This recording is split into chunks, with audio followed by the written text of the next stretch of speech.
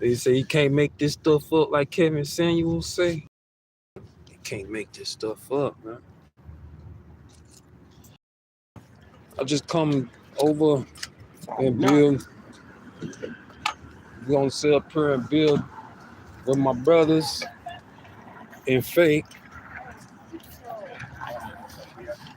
These my Hebrew brothers, y'all. I'm gonna get a real good check out on the material and see that's the name of the Lord right there on the Bible. All right, that's how it you go from right to left, not left to right. Okay, so that's the name of the Lord right there on the Bible. Okay, so they're not really getting started just yet, but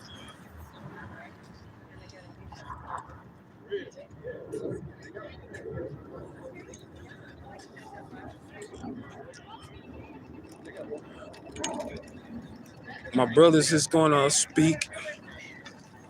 God bless you guys. I got like 89% on the battery, so after this, I'm probably going to relocate. Probably going to relocate to the park, and then I'm gonna continue on with the Shabbat over there. All right.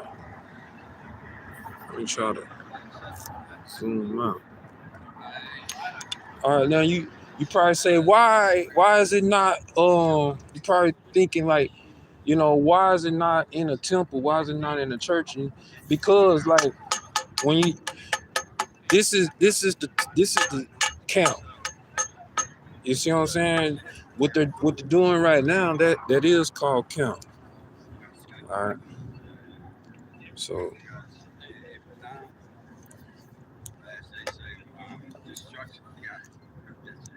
I've never met these particular group before, but I'm more than willing to deal with my Hebrew brothers. You know what I mean?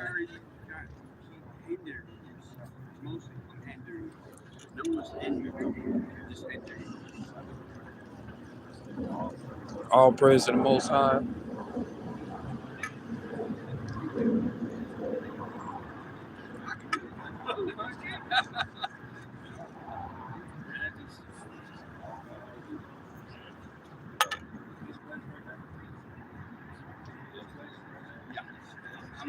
I'm on the verge.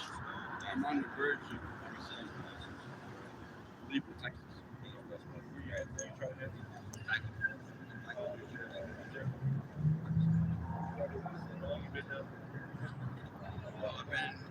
I came down here 2020,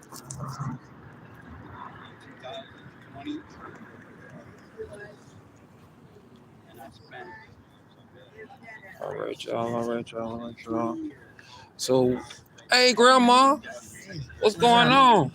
I got me a new phone yesterday, N300. Oh yeah. Yes, that's what he said. Good. 5G with it, charge with it. Oh yeah. Mm-hmm. And then the other charger, homeboy's gonna charge it later by the tree. What tree? When they light up The things, trees. and you can like charge up your phone and stuff. That I'm probably need to do that myself. You gonna show me how to do it? Homeboy can show you Chris. Okay. Street with Star in there. Okay. Well, some of my brotherhoods is here, and they doing food and stuff. So you gonna be around and everything. I got And what I need.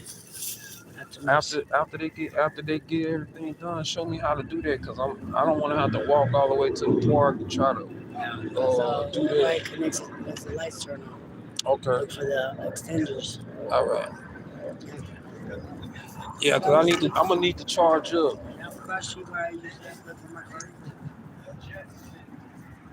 All right, Grandma. I'll see you in about a few. Okay, yeah.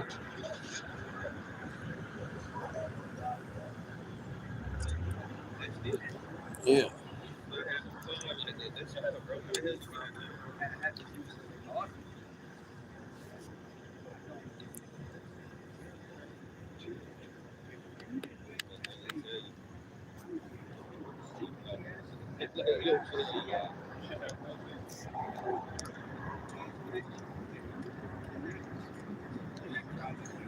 Y'all actually finna do the teaching and things too? Yes, sir. We're gonna bring the word out. All right, Kwam Yashara Allah Haya Kala Wali Yum Barakathon. Shalom, shalom, everybody. They're actually going to do teaching, so I'm gonna try to keep this on as long as possible until my battery runs out. Then we're gonna figure out how to get it back uploaded again. So YouTube, y'all stay tuned because my brothers is going to send it off this Sabbath, and then we'll be live in the podcast at the library Wednesday. We're gonna recap. I'm gonna go back over it and everything, and hopefully everything starts to build. Just gets greater later, you know what I'm saying? All praise to the Most High. Um,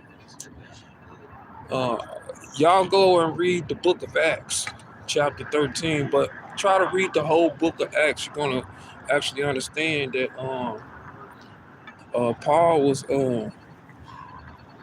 black, man. Paul Barnabas was black. You're going to see that in the Bible. Paul was black. Christ was black. You're going to see this, man. Now, the white man, and I'm not trying to be racist, I'm just saying the truth is truth. The white man knows who we are. They know that we're the true Israelites. They know that we are Shemitic. They know that we are the sons of Abraham. They know that we are the sons of Jacob. They know who we are. You know what I'm saying? So, you know,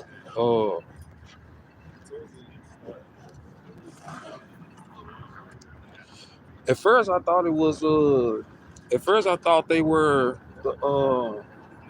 the not the Sakari, but not the FOPE.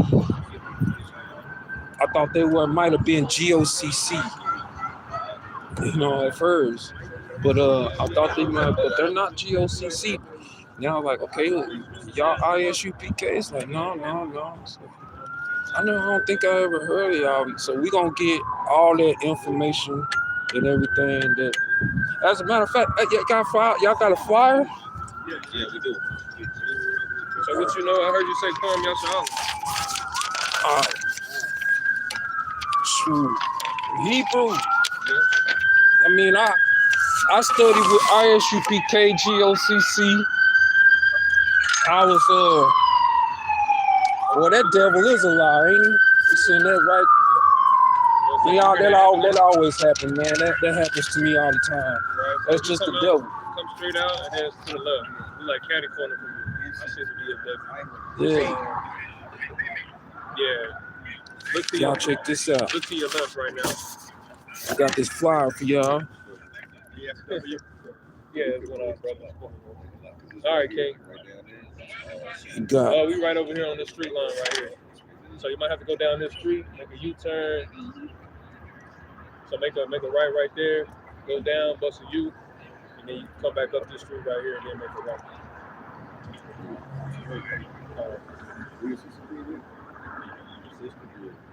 Yeah, my bad, Brody. I was so you were saying that you said you were Hebrew, right? You know yeah. I was actually studying with GOCC since I was studying with GOCC since 2000 and like before I went, it was like 2008 or something like that. Right after I got divorced, I was studying with GOCC, and that was the reason why I left the Seventh-day Adventist Church, because of I forgot what his name was, Brother Bakar for GOCC. I was studying with them and Sister Connor for a while. And in like 2012, I took my brother to Vegas so that he can box at the Mayweather gym. Y'all probably know him by now. It's Devin Haney. But I think he had just changed his name to Devin Haney though. Yeah. And I had kind of got into an altercation with GOCC, and then I started studying with the ISUPK, Okay. and I went to prison after that. After studying with them. They try to force that Islam on you when you got out there? Who ISUPK? No, when you was incarcerated. Oh yeah. They tried to introduce me to it, but it's like, you know, I'm 12 tribes. That's right. You know, ever since, you know, growing up as a 7-day Adventist, they taught us, you know, we Hebrews, you know, it's like they always had this little inside joke, like, you know, we're finna go do some Hebrew work, or they work us like a Hebrew slave type situation, you know. So we always kind of being raised in that as 7-day Adventists, you know, who we are, you know, and So- plus keeping the Sabbath and everything. So what could you tell me as far as like the teachings of 7-day Adventists? Like what are they some of their principles? Well, first principle is the health principle. It's no pork, no shrimp, no catfish, no lobster, no crabs, no oysters, no rabbits, nothing with no type of rat. We see that they are closer to the Hebrews as far as their doctrine. And there are a lot of vegan and vegetarian, but I mean, like certain food that no catfish, none of that. I mean, like it's really clean eating, you know, no pork, especially no pork. What man. about the Messiah? They believe Well, the Messiah's for everybody. some of them do, and some of them don't, because like in the 7-day Adventist church in California, where I grew up, especially the older days. Now you got a new generation now. I mean, they When you was growing up, it's only for the children of Israel growing up. Right. I mean, you throw money in the situation. You understand? Yeah. Now you know, hey, come Come on, you know what I'm saying? So it's kind of like that, you know, and just make both basically, you know what I'm saying, the 10 Commandments and the Shabbat. Right. You know what I'm saying? So you still trying to hold fast to those yourself? You still trying man, all the time. You know what I'm saying? Like you can't even say that you a 7-day Adventist growing up if you say anything against the commandments. Mm-hmm. You know what I'm saying? That was particularly when my grandmother had raised me. She like, you get this song from the church, and that was like way back in the day. If you do away with the commandments, you going to hell. So that's kind of like how I raised my daughters on, you know what I'm saying, like growing up. But I never even met another Israelite tribe or anything like that until like after my divorce and things, and coming back from now Vegas. I got a question for you. What's happening? Well, you say you was married. How long was you married? And I was married for about 7 years. So from 1990. what nationality demographic was she? She black. Oh, she black. Okay. She black. So that's kind of another thing, you know what I'm saying? Being from California, you know, my grandma, my mama, my Don't dad. you bring nothing up in here. Don't you bring that up, man? I'd have got a whooping. I'd have got that old fashioned slave whooping for bringing a white girl. And then, you know, my dad, you know what I'm saying? My dad from California. Get back to that, man. We got to get back to that. My dad was racist. My father was racist. Hey, the Most High was racist, man. Yeah. My dad, he was racist. So I couldn't have no white girlfriend. I couldn't have a Mexican girlfriend. If she was Mexican, she had to be black with nappy hair like a nigga. You know what I'm saying? She couldn't have white skin. Anything white pigmentation like that. But now you know. Now you understand that she can be Hispanic.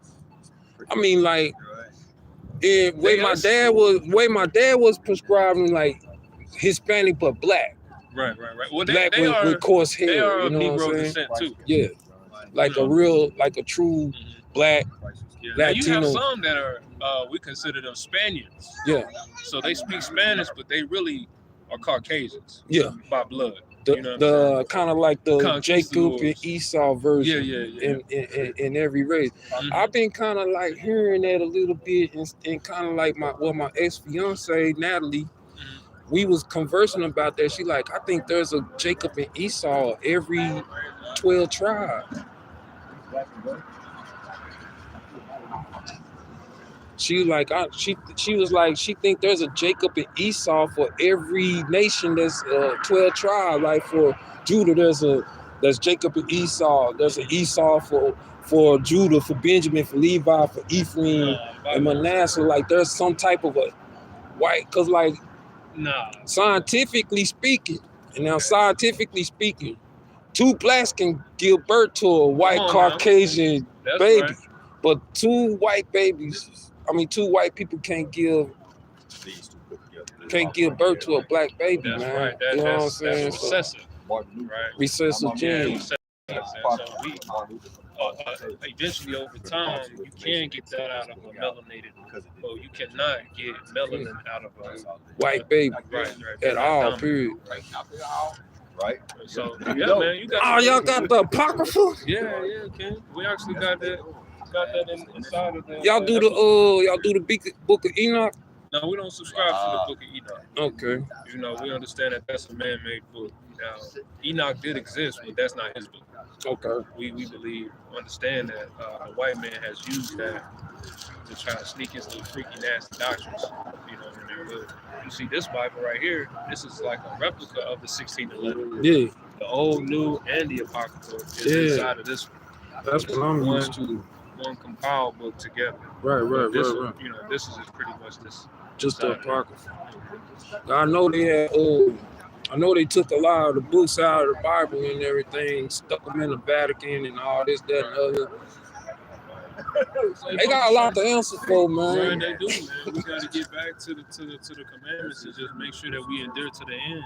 You know, and that's what we should have got out here, bro. We should have brought some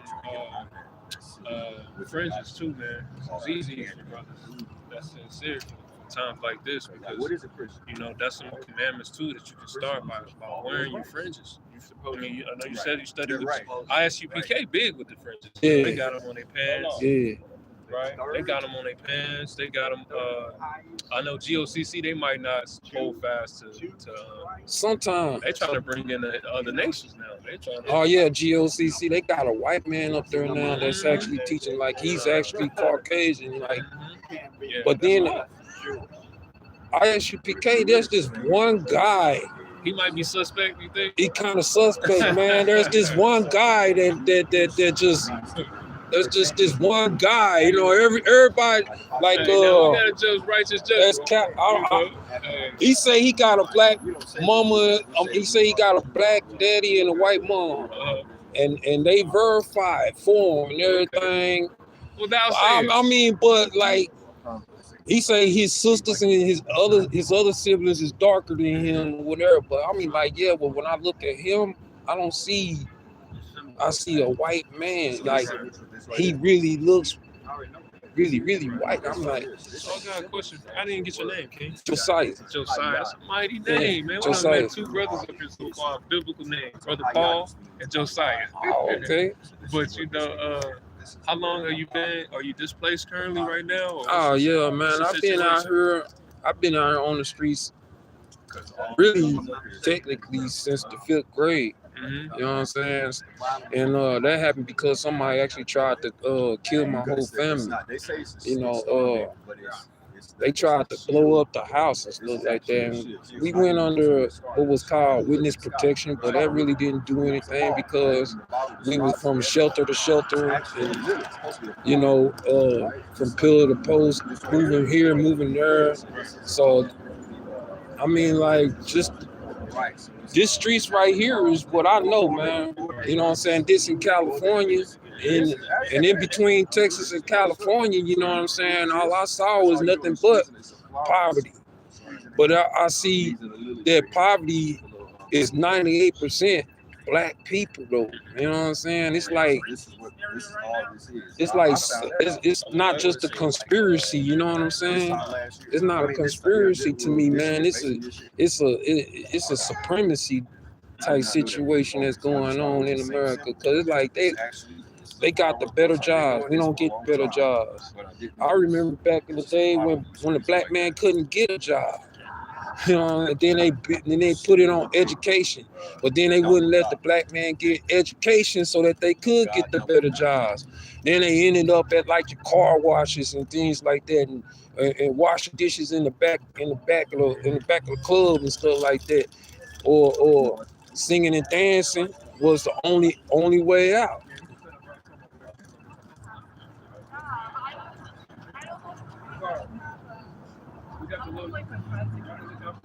So like only older. All right. What bill was yours? Yeah. How long you been in the truth, though? How long you been Israelite? Man, I've been studying on it since I was a kid, really, because of the church that I was born in. Seventh-day Adventist. I've been studying on it ever since then, and well, that church has really kind of changed since I was a kid. After 40 years, you know, it's not the same. You know what I mean? It's more. They done became more what you call Rainbow Coalition now. Right. It's more rainbow coalition now than anything. So that's all they want is that money. yeah. Gift the straw of the heart. Oh yeah.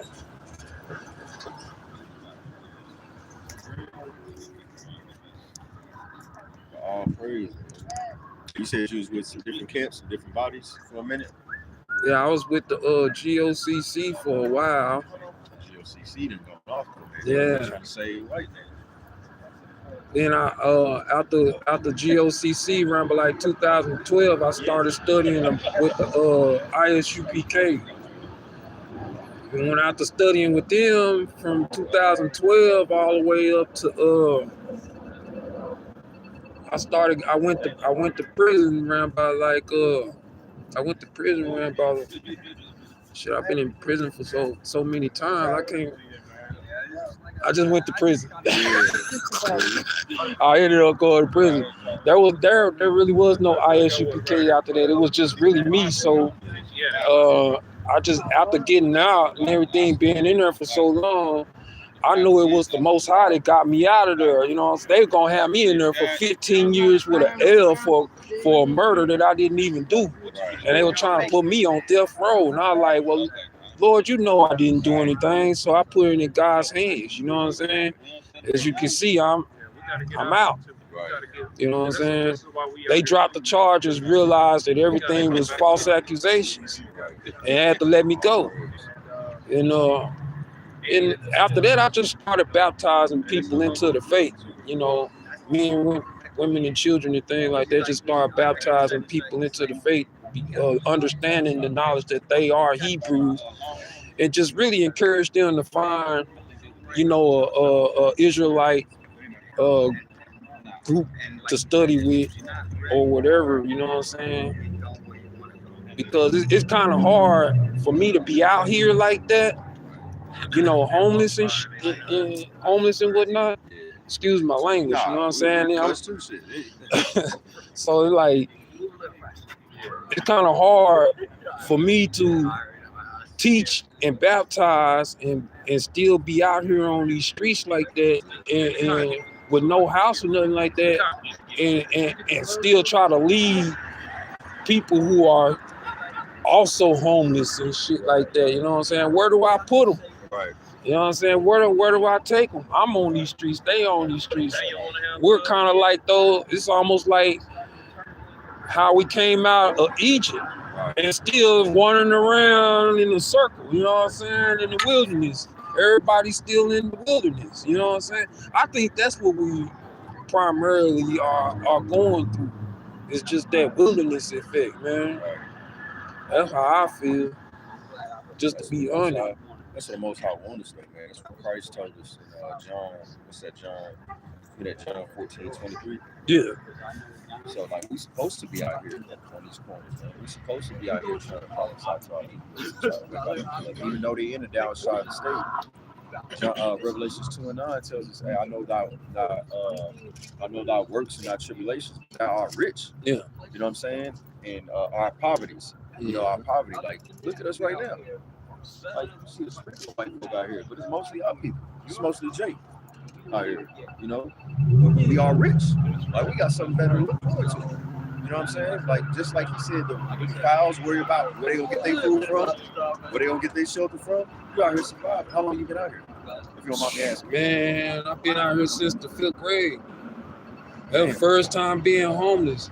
There's a shelter down the street, the downtown Dallas Family Shelter. Then there's a shelter down the street called Dallas Life Foundation. The first in the Salvation Army, those are the first 3 shelters that I found out that there was actually a shelter. You know what I'm saying? That was in the 5th grade. I didn't even know anything about homeless shit. I thought it was all just TV. You know, growing up, around by like the 7th grade, I'm like, nah, this is for real. It's for real. It ain't no joke. I'm gonna start bringing this word out. No, keep All going. right. No, keep going, King. You don't stop doing what you're doing. So Keep talking. Yeah. I mean, like when I was in the 7th grade, I realized that homeless situation just like too for real. I thought it was a joke because me being my family from California and my mama's from Texas, my dad's from Los Angeles. You know what I'm saying? So I never really realized anything about being homeless because we had house, cars, mobile homes, motorcycles and things like that. Never knew anything about being homeless, didn't know nothing about food stamps. Right. Back then, there really was no such thing as food stamps. Nobody knew anything about food stamps. Welfare, there was a WIC system that was created by the Black Panther Party, but outside of that, nobody knew anything about food stamps. That was a white man thing. Right. That was the things that they was giving the white folk and overlooking us. They was on the food stamps back in those days. You know what I'm saying? Getting free food, going to the store and saving their money. They give us food stamps on the welfare system, but guess what? You got to move the black man right out of the house. That's right. And that's exactly how I remember it, because that's exactly how they came to my mama and my daddy. Right. And next thing I know, we on food stamps. I'm in like the 5th grade at the time. And walking up and down these streets, we used to play right there. And I'm going to tell you why they got that little thing over there at the city hall. They got that little fence around that little thing right there, that little monstrosity that they built. Because, because we used to sleep in that motherfucker. We literally used to sleep in that motherfucker as kids. We used to. Great. My mama worked in this building when I was a kid. Yeah. Same building right here. We used to sleep right there in that little metal monstrosity. I don't know what it is, but we used to play in the daytime, but at nighttime we would sleep there. We'll have to sleep in the parks, and then we didn't. I'm like, one day I got from the 5th grade to the 6th grade. That's when I started fighting more because I'm more frustrated. So I asked my mom and my dad. I was like, why don't we just go back to California? We ain't gotta live like this. We go back to Cali. I got my own room in the backyard, grow my vegetables and stuff like that in the garden, right there by the Hollywood sign. We ain't gotta live like this. What shelter? Let's go back to California. In fact, around like the 6th grade, they sent me back to Cali because I was in too many fights, and my grandma sent me back to Texas, and I was like, hell no. It seemed like the Most High didn't send you back to Texas through the Spirit. You know what I'm saying? You get in fights, you get in trouble, man, because listen, man, that's just the consequences of our actions too, though. You know what I'm saying? We're talking about Jacob right now. Yeah. But that's the thing that Israel would always do, right? Yeah. The thing that Israel would always do. We gotta drop that. Grab the car. You can hold that. Grab Judges. Grab the book of Judges chapter 3 and start at the top. I think that's what I want. Yeah, bring it out. You said this one up real quick. No, this is not. It's not what I want. I'll find. I'll get it. But no, that's exactly what we're talking about right now. Though. That's what we bring it out right now. Is the consequences of our actions. Matter of fact, get 1 Corinthians 9 and 24 from me, Bob Kashan. We're speaking about the consequences of our actions. And I want to say, call Allah Yahweh Ba'Hashem Yahweh Shah. What's that? Is that what it is? Yeah, maybe it's Romans. No, I don't think that. Let me check.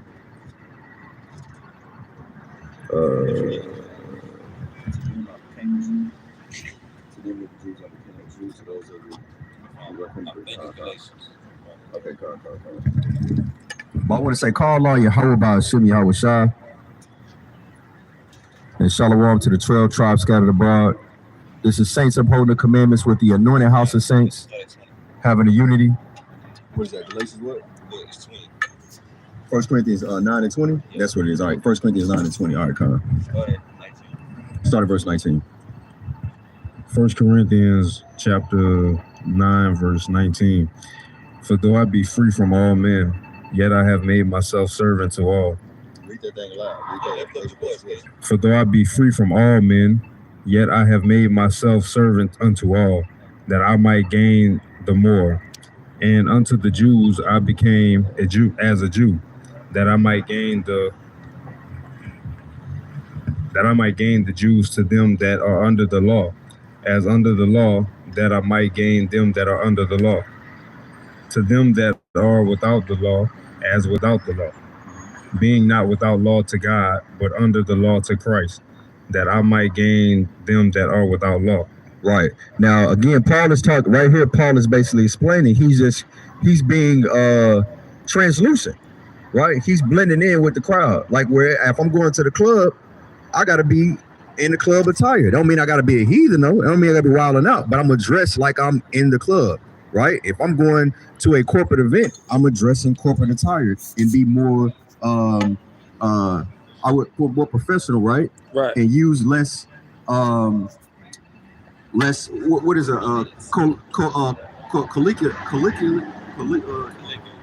no, man, I can't even say the dang old word, man. Colloquial, right? Colloquialisms, right? Use less slang. I'm trying to use big words. I can't even say it, right? Through the spirit. Right? No, keep using it. No, but no, right? No folly, y'all. But no, for real though. But this is how we got to be with our people, though. You know what I'm saying? When we come amongst our people, like this brother right here, he said he's been on the streets since he's been in the 5th grade. But listen, the Most High put you here for a reason. And then you tried to go back into the world, right? You tried to go back into the communities with your people, with your grandmother. You started doing wicked. Matter of fact, get that. It's Judges 3, and I think it's verse 6. Matter of fact, start from the top of verse 3. I think it's Judges verse 3. Let me see. Might be Judges. Start.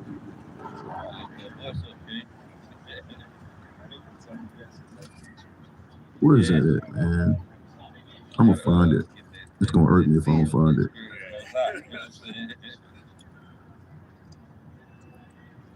Verse 7. This is the book of Judges, chapter 3, verse 7. And the children of Israel did evil in the sight of the Lord, and forget the Lord their God. Right, because when we start doing evil, we start to forget the Most High. You cannot be in tune with the Most High doing evil. It's just like when your father tells you to do something in the household, right? He tells you to do your homework, do your chores, and then you can play the game. But what do? We go play the game first, right? We forget to do our chores. So are we being obedient to our father? No, we're being disobedient to our father. Go, keep reading. We forgot our father at that point. Judges, and serve Balaam and the groves. Therefore, the anger of the Lord was hot against Israel, and he sold them into the land of Cushathaim, king of Mesopotamia. And the children of Israel served Cushanrithaim 8 years. He served them 8 years. This brother we talking about this brother right now. You was with your grandmother, right? You said you was growing fruits and vegetables in the backyard, and you got sent right back into captivity back here in the Dallas, man. Yeah. Back on the streets, right? Back on the streets again. But you said it, key word, again, right? Go to verse 12. Verse 12. And the children of Israel did evil again Just a few verses down, the Israelites did not learn their lesson. They were in captivity for 8 years and did evil again. Again. Keep going. In the sight of the Lord. And the Lord strengthened Eglon, the king of Moab, against Israel, because they had done evil in the sight of the Lord. So when we start doing that wickedness, the Most High puts us into captivity, right? When you start fighting your own brothers and sisters, or you start fighting with your oppressor, right, and not agreeing with our adversary, because this is their system, and we can't defeat them. Like, what do we fight? Why are we trying to fight? We gotta allow the Most High to fight for us. But no, we want to try and fight ourselves. So you know what he's gonna do? He's gonna put us in captivity. He just said he gave the king strength over us. We're stronger than everybody about the nation. But when we start trying to fight ourselves, fight these battles ourselves, the Most High will weaken us and strengthen those nations, right? So we can get back in tune with him. But what you had out? Which one to bring up? And keep go back to where you was in Corinthians. Like 3. This is Deuteronomy chapter 30 and verse 19. I call heaven and earth to record this day against you. Right, through the angels, right? Because they bear record right now as we speak.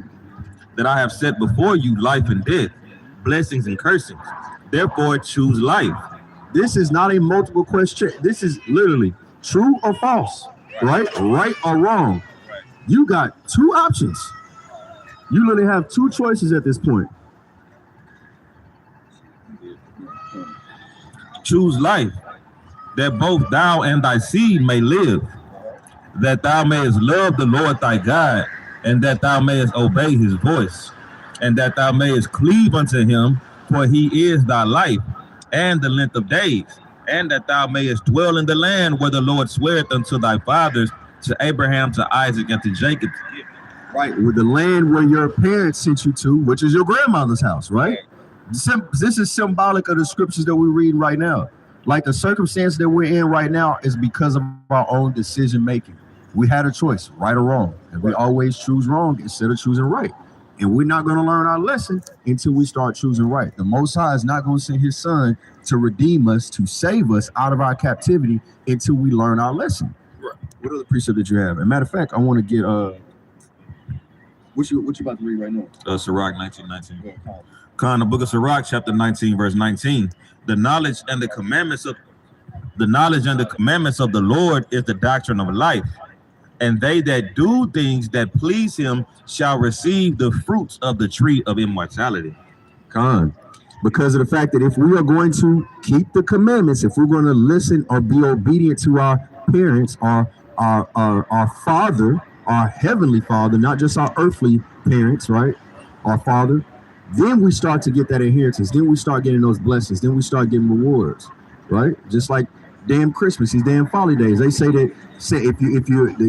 he knows who's being naughty or nice, but yet still don't know kids getting no damn cold. All the kids getting PS5s and new J's, cutting up in school, then get a damn a pair of Jordans, right? Right. Getting cell phones. What you need a cell phone for in middle school? I didn't get a cell phone until I was in the 9th grade. Right. But these kids in 6th, 5th, 4th grade with cell phones, getting blessings, man. So our people are beepers. Right. Our people are destroyed for a lack of knowledge. Yeah. And it says the oppression maketh the wise man mad, and the gift destroyeth the heart. Right. Ecclesiastes 7:7. We was just talking about that as well. We was building on that as well, because of the fact that when we get these things, we start to lose our morale, right? We start to lose all those morals that we have, that the things that our parents taught us, right? The things that our parents taught us, we start to lose the morals or the morals or the principles that our parents taught us and we grew up with. Go ahead and bring that out. Exodus 23:8. And thou shalt take no gift, for the gift blinded the wise and perverted the words of the righteous. Man, that's deep. That's deep. Read that again from the top. This is Exodus 23 and verse 8. Thou shalt take no gift, for the gift blinded the wise. The gift blindeth the wise, right? Because Christ said it himself that in Matthew that it is easier for a camel to enter through the eye of a needle than for a rich man to make it into the kingdom of heaven. Because when you start to get these things, because we're said in Proverbs when they talk about give me what's sufficient for me, like we start to want more. and we get more. We want more, and we want more, and we want more, and we want more. Right? But you don't need more. You just need what's sufficient for you. We just said that as well in Matthew, that the Most High will provide us whatever we need. The fowls don't work. They don't wake up in the morning and worry about where they're about to get their meal from. Yeah, They don't worry about these things, right? We don't have to worry about that. The Most High will protect us, but we have to be in tune with Him. We got to keep these commandments and keep that righteous mindset. We got a choice. That's right. Every day we wake up, right or wrong, blessing or curse, life or death. The Most High said, choose life. What precept you got out? God, I'm gonna jump from here to here. All right, this is Exodus 23:3. Now I'm gonna start at 6. It says, "Thou shalt not rest judgment of thy poor in his cause. Keep thee far from a false matter, and the innocent and righteous shall slay thee not." So what it's saying is, just because brothers is down bad, we still got to come out here and give y'all sound judgment. We still got to give you the truth according to the word of God. We can't have umpteen amount of mercy on y'all because you may be in the position that you in. We still got to give you thus saith the Lord, right? But the Most High has set a contingency plan in place, like I was telling you earlier, for people that might be on hard times, right? This is Exodus 23. I'm gonna start at verse 11. But the 7th year, I'm gonna start at 10. And 6 years thou shalt sow thy land, and shalt gather in the fruits thereof. But the 7th year thou shalt let it rest and lie still, that the poor of thy people may eat. So the Most High put a plan in place when we set up our kingdom in righteousness, that even the people that are not prominent people in the nation are still going to be able to go into the field and gather goods for their house, right? There is not going to be a such thing as going without. And America is wicked because they don't have that here, right? You know what I'm saying? There's nothing set in place. If it wasn't for the spirit of charity that the Most High has put up on certain people to come out and give to us, there will be an immense number of people just going without, right? Right. And there's abundance here for everybody to be able to have their piece in that portion, right? Right. Go ahead, Ken. On all praise, man. Let's get that Proverbs. I got one question. No, go ahead, with that being said, wouldn't that have been a way, of obstacle or a tactic that they would use against us to rob, steal, and kill from each other? No, because he's talking about like matter of fact, give me Psalms 50 and 10. I think Psalms 50 and 10.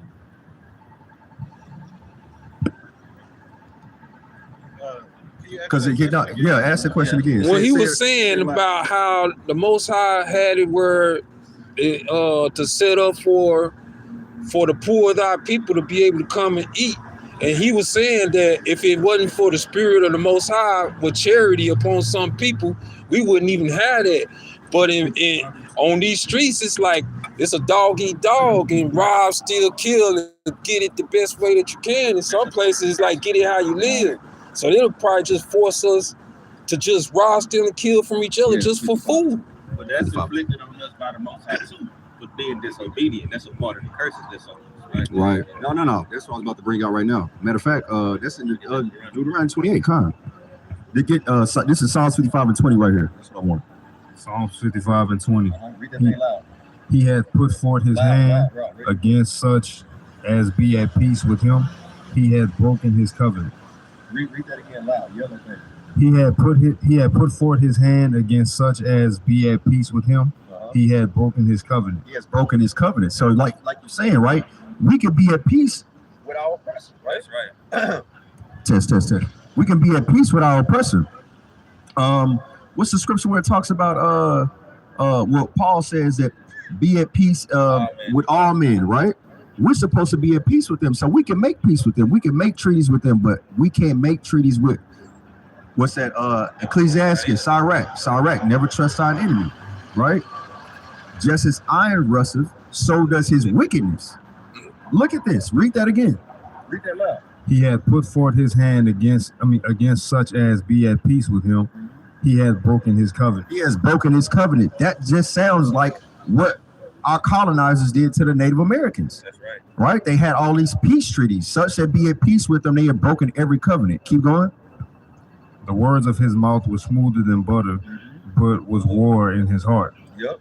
His words were softer than oil, yet were they drawn sword. They drawing swords, right? Hey, come out. We're not going to shoot. Look what they do. And they don't shoot to injure. They don't shoot to stop. They shoot to kill. They're trained to shoot to kill us. Mm-hmm. They don't even, that honestly does not even, it don't make sense, bro. That don't make sense.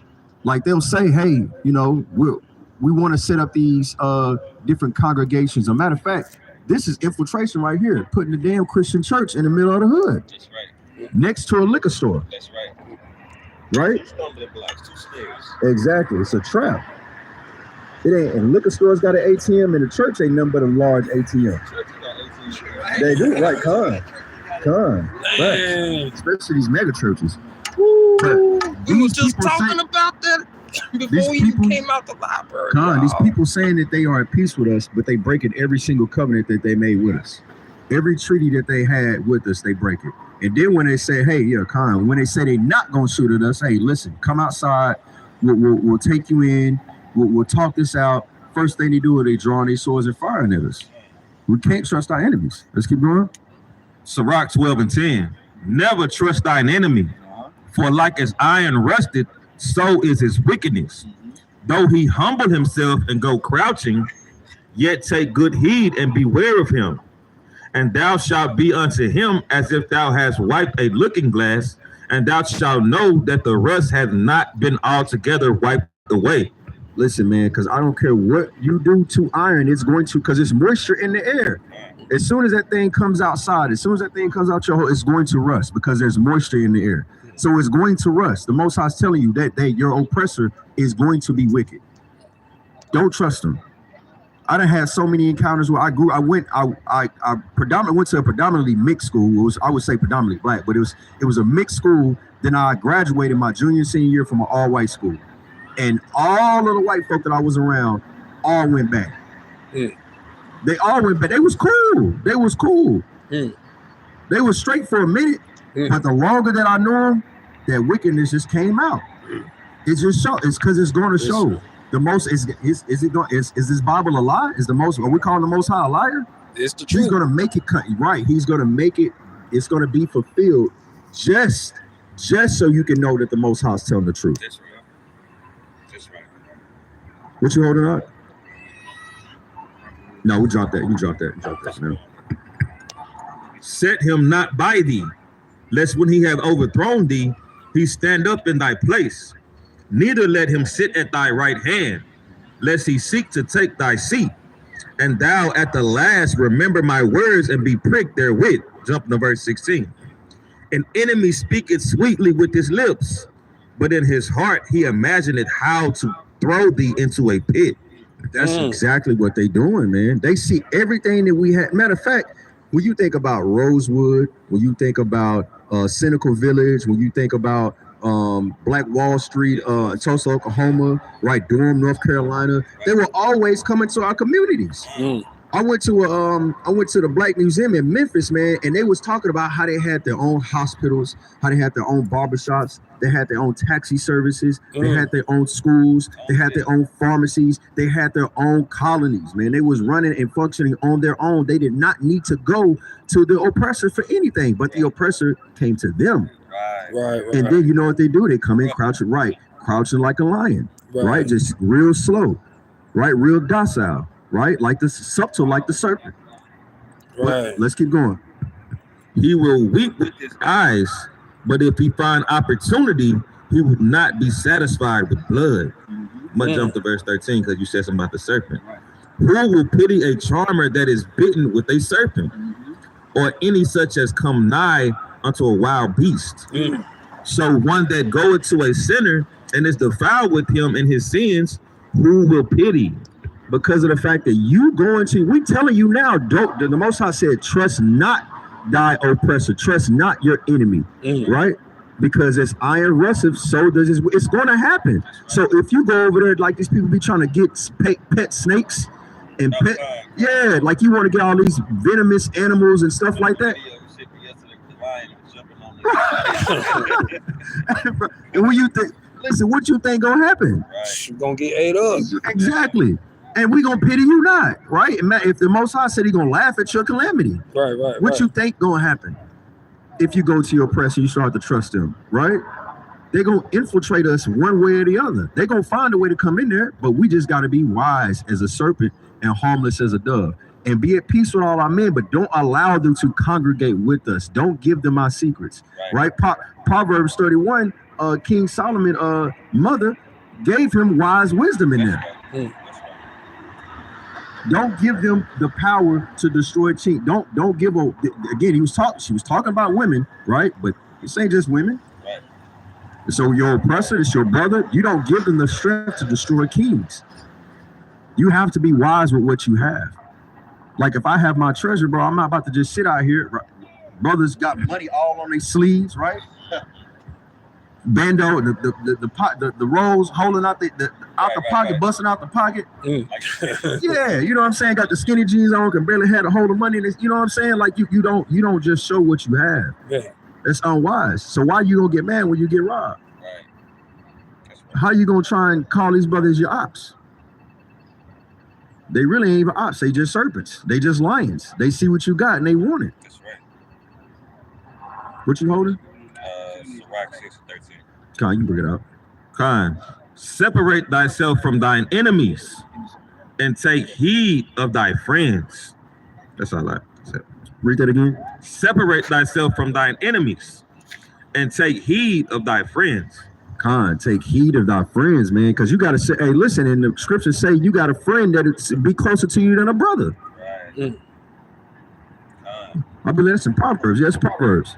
You have a friend that will be closer to your brother. I have these brothers right here are closer to me than my biological brothers through the spirit.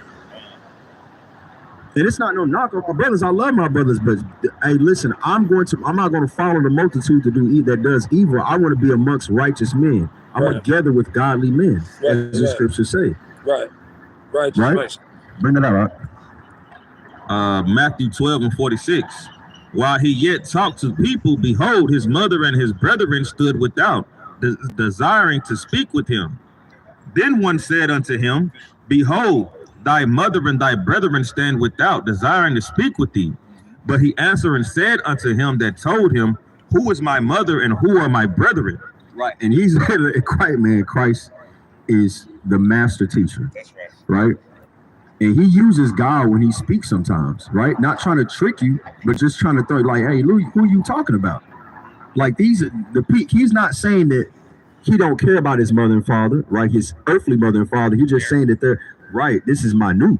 This is small, right? Keep going.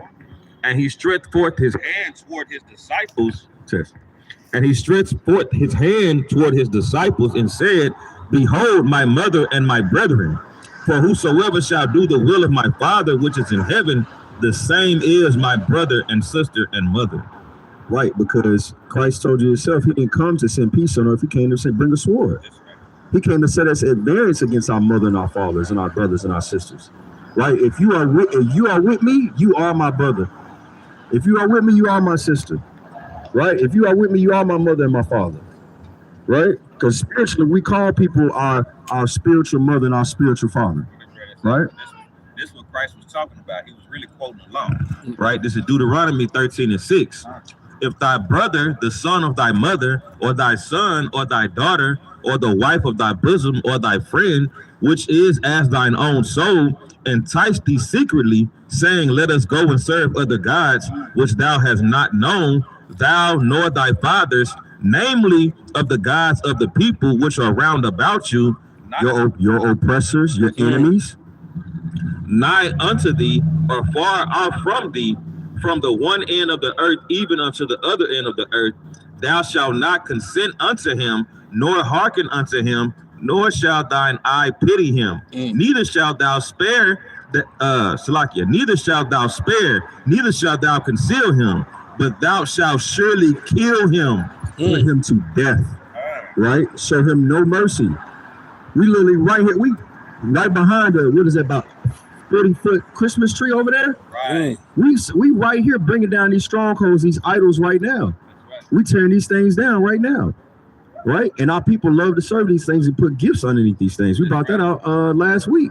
Right? And they make merry, right? They send gifts one to another and make merry because they're trying to because of the fact that they are excited of our oppression. They're excited in our downfall because we should torment them. That's right. Where's that in Job 30? Right? Because they were in the clefts of the mountains and the rocks. And really, not to interrupt you, but that was something that the Seventh-day Adventist Church used to really, truly preach about or preach against. That all the pagan holidays, Christmas trees. They just like Jehovah's They were Witnesses, they were very hardcore on not having Christmas trees. right. But that was like 40 plus years ago. Now they got Christmas trees. Right. Ever since the 501c3 came in, deeper in paganism, they done got Christmas trees now. And like that's something that I ain't heard of as a kid growing up in the Seventh-day Adventist Church. I'm like, then they kicked me out of the. That's another reason why you asked me why I'm in the streets. So I'm still homeless. Is I got kicked out of the church because I made a big old scene inside the church doing church service because they got Christmas trees and all this stuff in the church. And they're like, well, if you don't like it, why don't you go somewhere else? Right. Well, fine. I'll find somewhere else to go. No, right, bro. They lit, bro, and it was I saw that in the video with WFI. There was a white man came up and said nigga, like literally just said it like he was a nigga. He's like, well, if you don't like it, then just go back to Africa. Then, like, bro, how you gonna call him a nigga? He's like, I can say what I want, and bro, he's like, I grew up here. Like, what that? Yeah. Does that make you an? And but what is a nigga? What is nigger? Means black. Are you? Was that white man a black man? But you know what? In this country, a white man can be black. Right. A white man could be a donkey if he wants to be. Right. A white man could be a white woman. Matter of fact, he can be a black woman. Yeah, black and girl. Facts. They got something now called furries, where kids can identify as animals. They now have litter boxes and bathrooms. Word. Who's changing these litter boxes? Our people, right? Yeah, our people got to go in there and say, right, the custodian, because most of the custodians are what? Jake. Unfortunately. Yeah. But this is that great city, Babylon the Great, man. Spiritual Sodom and Egypt. Revelation 11. What's that? He said, was Christ really born in December? Hey, listen, Christ could not, I ain't gonna say he could not have been born in the winter, but we know he was not born in the winter time because when does Passover take place? When is the time of harvest? In the spring. In the spring. So was Christ born in the winter time? Nope. And they know this, right? Yeah. They know these things, but that's just again deception. If you actually Google all the gods of deities that was born on December 12th, 25th, everybody but him. It's a long line of false gods like Tammuz and all these nations. Yeah, they all. So in actuality, when you're doing your rituals and stuff on December 25th, you're giving honor to these gods. They go way back to Babylonian time, Greek. You're doing it not knowingly. The scripture tell us, like, not only are we not even supposed to worship these guys, we're not even supposed to utter their names. Their names not even supposed to come out of our mouth. I'm gonna bring that out real quick. Let me get. No, you got it. No, but you bring it out a mighty point though, because even in the Babylonian captivity, we took on their customs. Like we have Abib as the new moon name for the first month. And then you have the post-Babylonian Nisan. Nisan was from the Babylonian custom. That's their calendar. We took on that name from the Babylonians, from the enemy. Like if you look at the new moon names that we have right now, the second name that it has came from the Babylonian captivity. We just took on their month names, those moon names. They don't go according to the moon, they go according to their calendars, right? January, Janus, February, then March, then April. They're going after these Greek gods with these names. We're going on the names based on the Most High, what the Most High gave to us to worship and to serve. Go ahead and bring that up. What you got? This is the book of Joshua, chapter 23 and verse. I don't want that one. I'm gonna start at verse 6.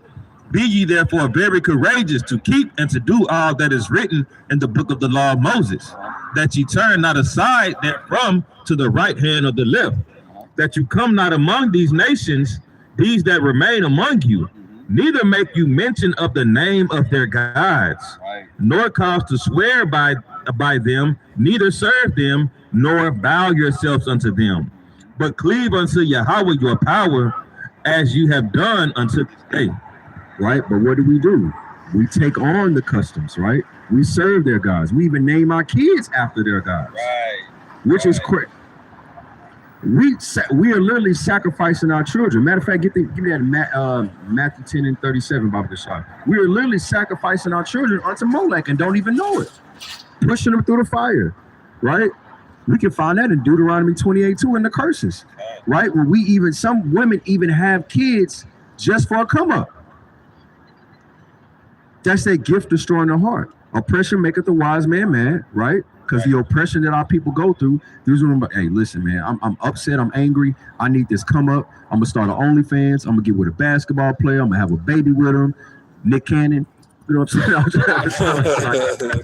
So like, no, for real. But they do this for a come up, man. But this is coming out of these curses in Deuteronomy 28. But bring that up for me in Matthew. This is the book of Matthew, chapter 10 and verse 37. He that loveth father or mother more than me is not worthy of me. And he that loveth son or daughter more than me is not worthy of me. Because of the fact that they want to put a damn box of Jordans underneath the Christmas tree, talking about it just for the kids. So your kids are more important than the Most High God. You know what? Listen, man, I don't even celebrate Christmas. I just put this Christmas tree together because it's a tradition for the family. It's a family tradition. I do it for the kids. But we going into these vain, just like Paul said in Colossians, like we going into these vain traditions. We're going into the traditions of men, not of the Most High. And why? For our kids. All right, y'all. I'm gonna have to cut for this our one families. off. Thanksgiving. Why don't y'all just come over to the house and just gather? Y'all just can't come gather and see family. I can see you any day. I can see you Friday, Saturday, Sunday, with days I don't have to work. But you rather do it on a damn folly day. You rather do it on our enemies' traditional days. Our enemies' folly days. Hey, brothers, come hear the word. We are here for y'all. We are here for y'all, King. Yeah, man. And There's a lot of drugs out here, man. A lot of crack. In his hand? Oh, okay, man. Our people just throw it off, man. There's a lot of crack out here, man. This really took over. And the last thing they want to see is a crack in the sky. That's the last thing they want to see, right? So they better enjoy that crack while they can, man, and repent if they can. Hey, Lord willing, these brothers repent, man. Yeah. Lord willing, these brothers repent, because it ain't up to us, man. Come on, bring it out. This is Wisdom of Solomon 14 and 23. For which they slew their children in sacrifice, or used secret ceremonies, or made revelings of strange rites. They kept neither lives nor marriages any longer undefiled, but either one slew another traitorously and grieved him by adultery. Man, that's heavy. That's heavy, because we don't even realize we setting our kids up for death, right? Because we ain't necessarily just killing our kids. We put our kids in death-defying positions when we put them in these some of these so-called private schools too, as well, right? These Christian private schools, these what do you call these, Presbyterian or whatever, Protestant, schools. Like, we setting our kids up for failure, right? Because then if they end up getting touched, what happens next? Right? Now they want to become Susan. Yeah, and then they blame Right? the parents. Right. Yeah. Right, Yeah. right. And now I don't believe. But listen, in all honesty, right? In all honesty, it starts at home. It starts at home with the parents, right? Our men most importantly, Deuteronomy 28:54. Let's go there to the basics, right? Our men, most importantly, have to be leaders. They have to be heads. They have to set the proper expectation of what it is to be a leader. James 3, matter of fact, let's go there. James 3:1 as well. Like, there's so many precepts I can call out. Give me Colossians 3 and 20, I think verse 20, right? There's so many precepts I can think of, but like it's hard to do that in America because there's so much there's so much oppression here. Go ahead. Let's finish in our Wisdom of Solomon 14:21. And this was an occasion to deceive the world. For men serving either calamity or tyranny did ascribe unto stone and stocks incommunicable name. Moreover, this was not enough for them, that they erred in the knowledge of God. But whereas they lived in the great war of ignorance, those so great plagues called they peace. So they call this confusion Peace. Right? No, but that's heavy, that's heavy. That's a heavy breakdown too, man. Because it's so there's so many different events that we have going on, right? That we all want to go and turn up at, right? And we think we having a good time through the spirit, but we just literally in that flame of fire, man. We just enjoying that destruction. We enjoying that chaos, right? When you go to the damn the brother is from New Orleans, right? When they have the Mardi Gras, right? That's bro. He said it smells like piss and shit. You know what I'm saying? It's just like a sewage out there. You know what I'm saying? And he's saying it's just like he's like, hey, this is his environment. Like this is what I'm used to in New Orleans. But it's like, the brother literally was like, but he had peace here because it's like this is what I'm used to. We're used to this chaos. Right? We're used to this folly, like the Carnival in the Dominican Republic. Our people from the Simeon, right? Our people enjoy that chaos. When women out there half naked and brothers literally dressed like idols with these. great war of ignorance. That's crazy. A great war of ignorance, brother, because it's spiritual. Oh yeah, right. Chance the Rapper got cut off there by his wife. He was at the little festival. Yeah. And he ended up getting behind one of the sisters, and you know what I mean. And that went viral. Like, man, it's so disrespectful. Like he think he in the spirit of the carnival. He like, hey, But that's a part of the tradition, though, right? But that's a tradition, though. That's a tradition. If women get half naked and start dancing on men, and these be married women and married men. You know what I'm saying? Not saying nothing against the men, but still, it's just like these sisters out there for falling.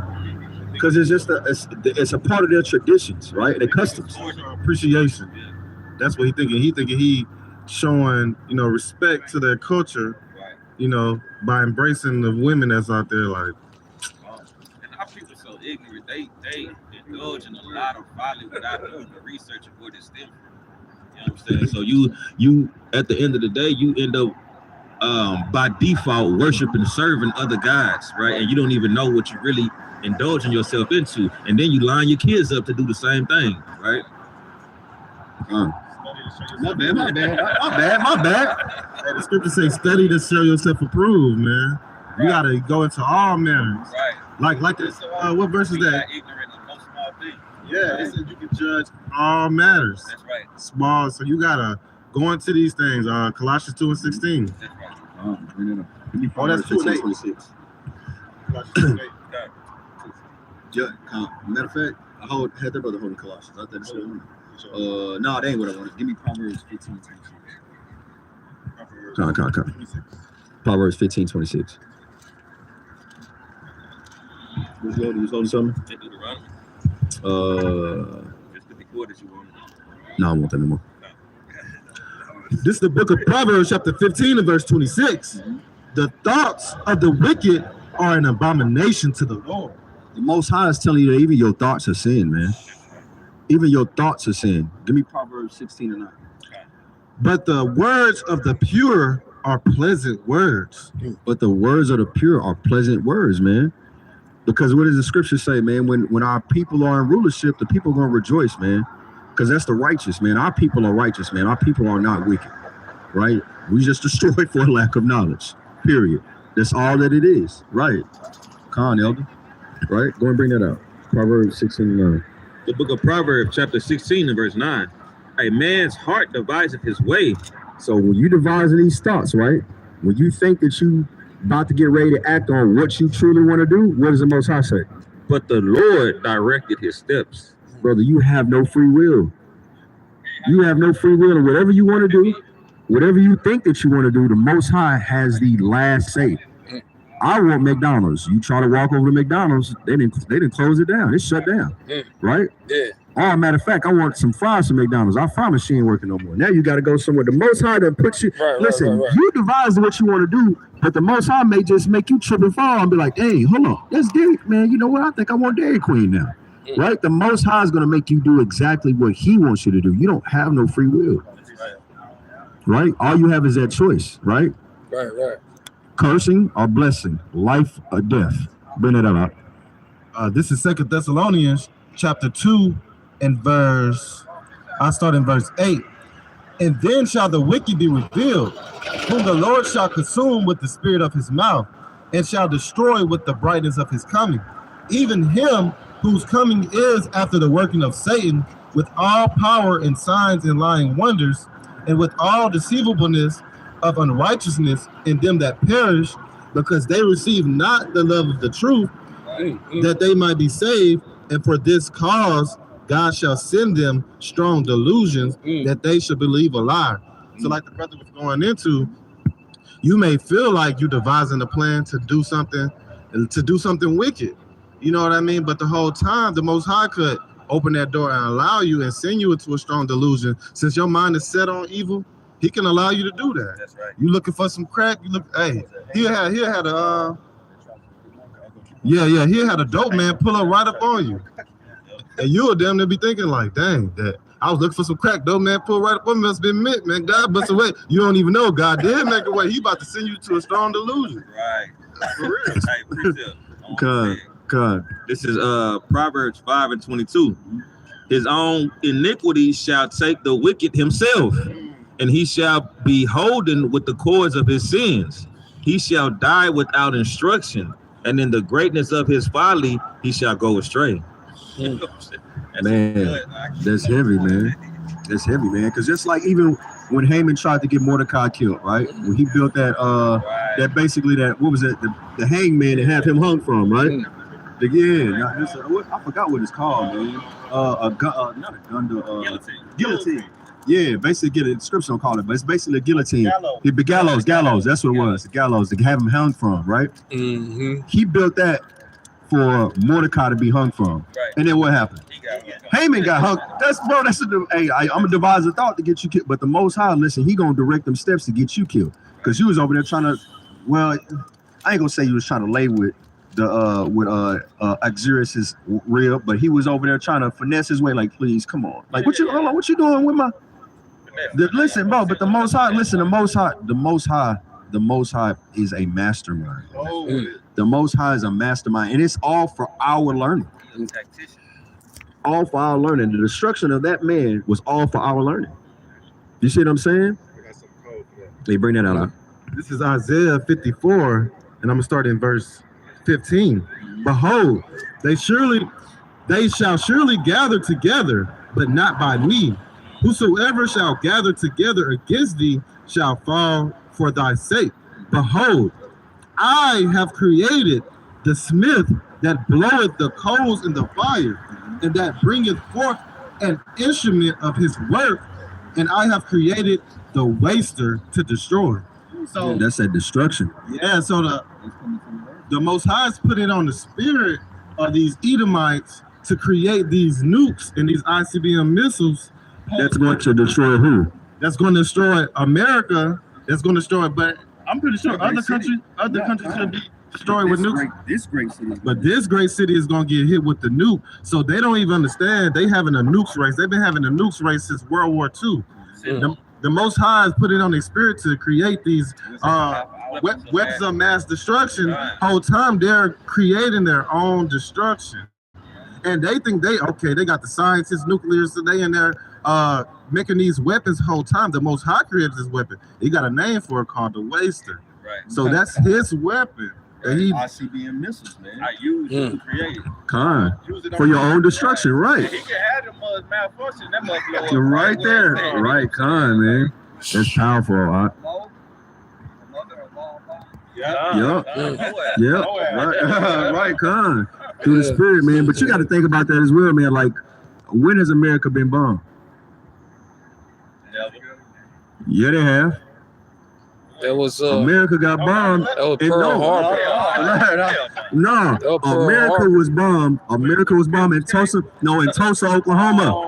When they drop bombs on their own people, then we not their people though. Right. That's why we not their people, right? You talking about Pearl Harbor? They don't count. Yeah, that was. Yeah, it just got. They Yeah, did that because what America it was did there, to right? Hiroshima and Nagasaki. That was a reaction. That wasn't no nuke. No, there wasn't nukes. Yeah, No, they they did. dropped nukes. They Yeah, dropped yeah. I'm talking about Pearl Harbor. They just sent some They planes over here. dropped it on women and children. Right. Over there. Right. But with that, man, I want to say Kala Yahweh by Hashem Mashiach Yahweh Shai. And I want to say Shalom to the 12 tribes scattered abroad. Kwam Yashala. Kwam Yasharallah. Kwam Yashala. Kwam Yasharallah. Kwam Yashala. Kwam Yasharallah. Death to America. Send the nukes right now. Tell Putin to send the missiles. God damn it. All right, YouTube. I hope y'all enjoyed. Pester. We're right over here. As always, see the that's the Dallas Public Library right there across the street. You know what I'm saying? That right across the street, man. We do the podcast in the studio. You got music, you want to do music, you want to record music, let me know. Get you in the studio. You know what I'm saying? Record your music, get you everything that you need done. You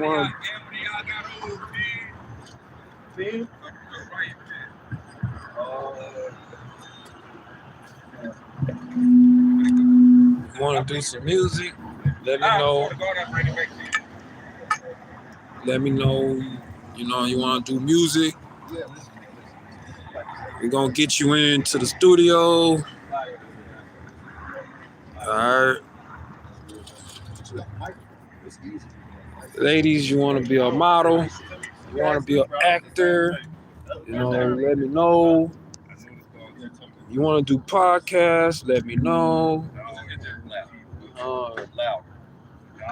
There's always going to be room for that, you know. I'm about to go stand over there. I can't hear you. Good, bro. I'm sorry. No, we want you just follow suit. Yeah. I'm saying get in with your once you do it, don't feel good. Get on your naturally. Yeah, so. Y'all ready? Khan. Bro. Giving all praises to the Most High God, Yahweh, and through His Son, Yahweh Shah, who the world ignorantly calls Jesus Christ. We are the Israelites, the Hebrew Israelites. That's right. SUC, Saints Upholding Commandments. We got Anointed House of Saints out here. And what we doing, we basically we breaking strongholds.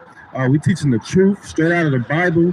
And we're here to try to bring our people, get them into the marriage, man, and convict them and sow some seeds. So hey brother, what's your name? Josiah. David. Yeah, that's Hebrew, ain't it? Hebraic. So what would you say? Josiah was the last. He had the best Passover.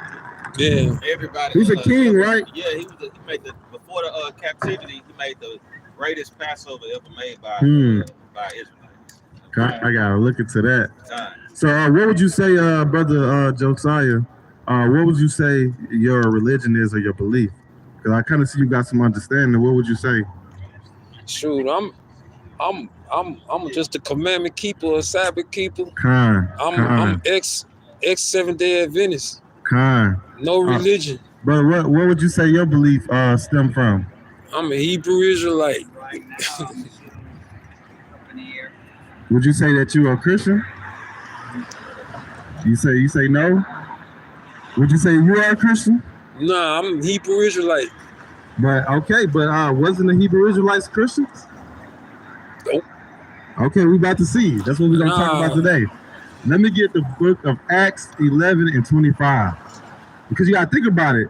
Though you can't confuse Christian with Christianity. You gotta think about where does the word Christian come from? What's the origin of that word? Because it's found in the Bible. You talking about the religion Christianity? No, I'm talking about the true original Christian. Because I'm a Christian. What does the word Christian mean? It means anointed, or it means a follower of Christ. Don't you follow Christ? Well, yeah, I mean, like. So the Christian was used as a derogatory term, basically they didn't call themselves Christians. They called themselves Hebrew Israelites, like you said, but they were deemed and coined Christians by other non-believers. So basically, after Christ passed away, they was like, oh, there go those Christians. Here come Satan coming through real fast. But yeah, they was coined, they was named Christians by non-believers. So that's how, like, when you see them, man, there go those Christians over there. Just like when they see us, they say, look at those black Hebrew Israelites. And you know, we don't call us, and you know, we don't identify ourselves as that. You know what I mean? But that's the same way it was for them. They were called Christians. So they kind of just use it as a derogatory term. Exactly. Is what you're saying. Exactly. Okay. So we're gonna read it in the scriptures. Acts 11 and 25. It's the book of Acts, chapter 11 and verse 25. Then departed Barnabas to Tarsus for to seek Saul. And when he had found him, he brought him unto Antioch. And it came to pass that a whole year they assembled themselves with the church and taught much people. So Barnabas went and found Saul, which became Paul, and he had to link with him, and they started congregating together. They started building the first churches together, the Israelite churches, after Christ, teaching Christ's words, coming in the spirit of Christ after he passed away. Keep going. And the disciples were called Christians. Hold on, I think you read that wrong. And the disciples were called Christians. They don't say first Christians or first called Christians. And the disciples were called Christians first. Oh, there you go. Is that Acts 13? No, we finna jump there though, because he's talking about Barnabas. And they were the Paul. teachers and I apostles. thought in the original text it said that they were called nigga. We finna go there. We finna go there. That's, hey, you in the spirit. You in the spirit. So Barnabas and Paul, and you had Simeon, they were the first prophets and teachers to start up basically the churches after Christ died. Because, you know, Peter and Paul, they had to go out to the Jews that were solely based off the law and teach them Christ and teach them like, hey, this is the only way. You're not saved by the law no more. You saved by through Christ and through grace of him dying for us. So once they started teaching that new lesson, you know, they were called Christians. You know what I mean? Because they're teaching Christ is the only way, you know. So they were the first Christians, Paul and Barnabas and Simeon, right? These were the first churches. So now let's get Acts 13 and 1. Let's get what the brother was talking about. What was that one that you just got through? That was Acts 11 and 25. You can run through it one more time for the brother. This is the book of Acts, chapter 11, and I'm going to start at 26. And let me get Acts 13 and 1. I ain't got another reading.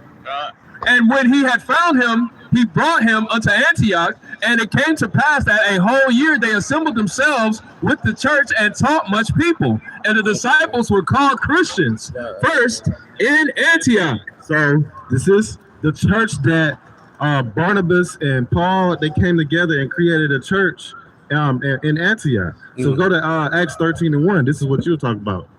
It's the book of Acts, chapter 13 and verse 1.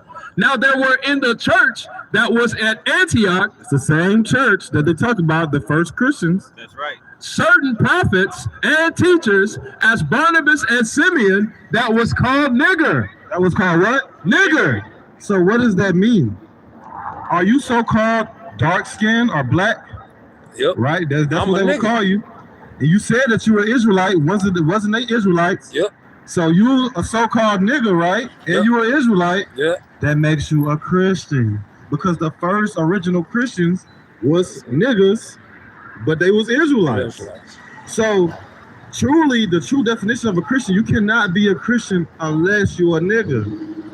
It's because the followers of Christ was Israelites. That was called niggas, and they was the first Christians. So we are the first Christians because we come in Christ's name and we niggas. Okay. So really, by definition, That makes a lot of sense. by definition, a white person can't be a Christian. They can't be a follower of Christ because Christ didn't call for them. Right. See what I'm saying? So we got to think about what is a Christian? What's the definition of a Christian? Follower of Christ. And now we got to think about if we're followers of Christ, what did Christ teach? So let's get let's get 1 Peter 1 and 21. 1 Peter 1 and 21.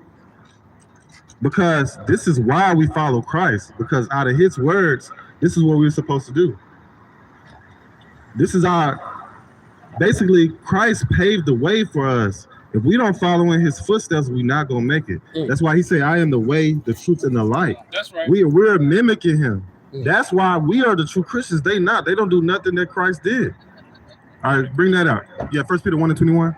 This is the book of 1 Peter, chapter 1, and verse 21.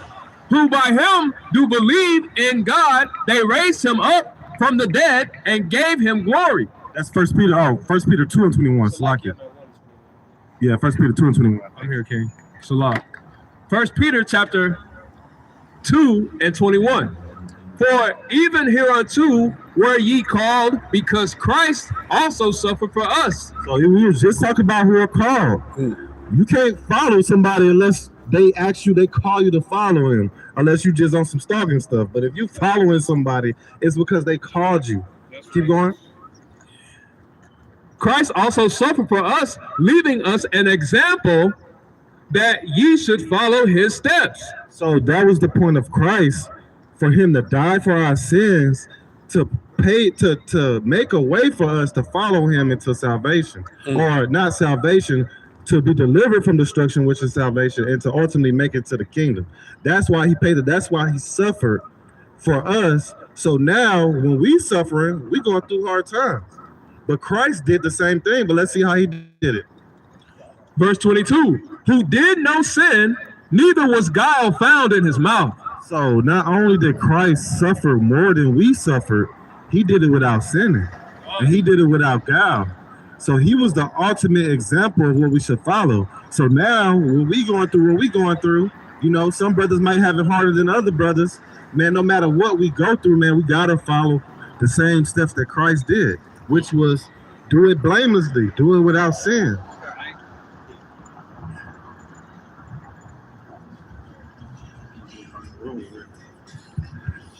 So, man, we're going to keep on going into what are we following Christ? How are we Christians? How are we followers of Christ? What were we supposed to be doing? So let me get Luke 14:27. And we're going to go more into that, what I was just talking about. Basically saying, like, we following Christ because he suffered and he went through the worst of the worst. So now we going through what we going through, but we got to do it like how he did it. That's right. And if we don't do that, are we true followers? Hey, if you say you're my brother, right? Right. And I fall down and I go down into the dirt. Right. But then you like, hey, bro, I can't, I can't really rock with you. I see where you going. I'm going my gonna go separate other way. You know what I mean? Like they say, somebody used to always say, hey man, we're gonna ride with you until the wheels fall off. Yeah. Why you gonna ride with me until the wheels fall off? That's when I need you the most. When the wheels fall off this month, you gonna ride to me until things go bad. So the same way with Christ, man. He suffered, we gotta suffer too. You got that? Oh, you got a precept? Yeah, it's all right. Yeah. I think I know. Same thing as Exactly. You gotta bear your brothers. You gotta bear your brothers' burdens. You know. You got you got what you got? Somebody else grab that Luke 14:27 there. Luke 14:27, but that's a precept in Sirach that talks about I think it's Sirach 6 and 7 on down, but it talks about that friend that's gonna be with you if you miscarry, right? Like you was talking about, if the wheels fall off, you know what I'm saying? I want you to be out there, get one wheel, I'm gonna get another wheel. Yeah, exactly. You know, we're gonna get this thing. the medicine of life. Right. Exactly. Yeah, that's all right. I'm gonna bring this out. This is Sirach 6 and 7.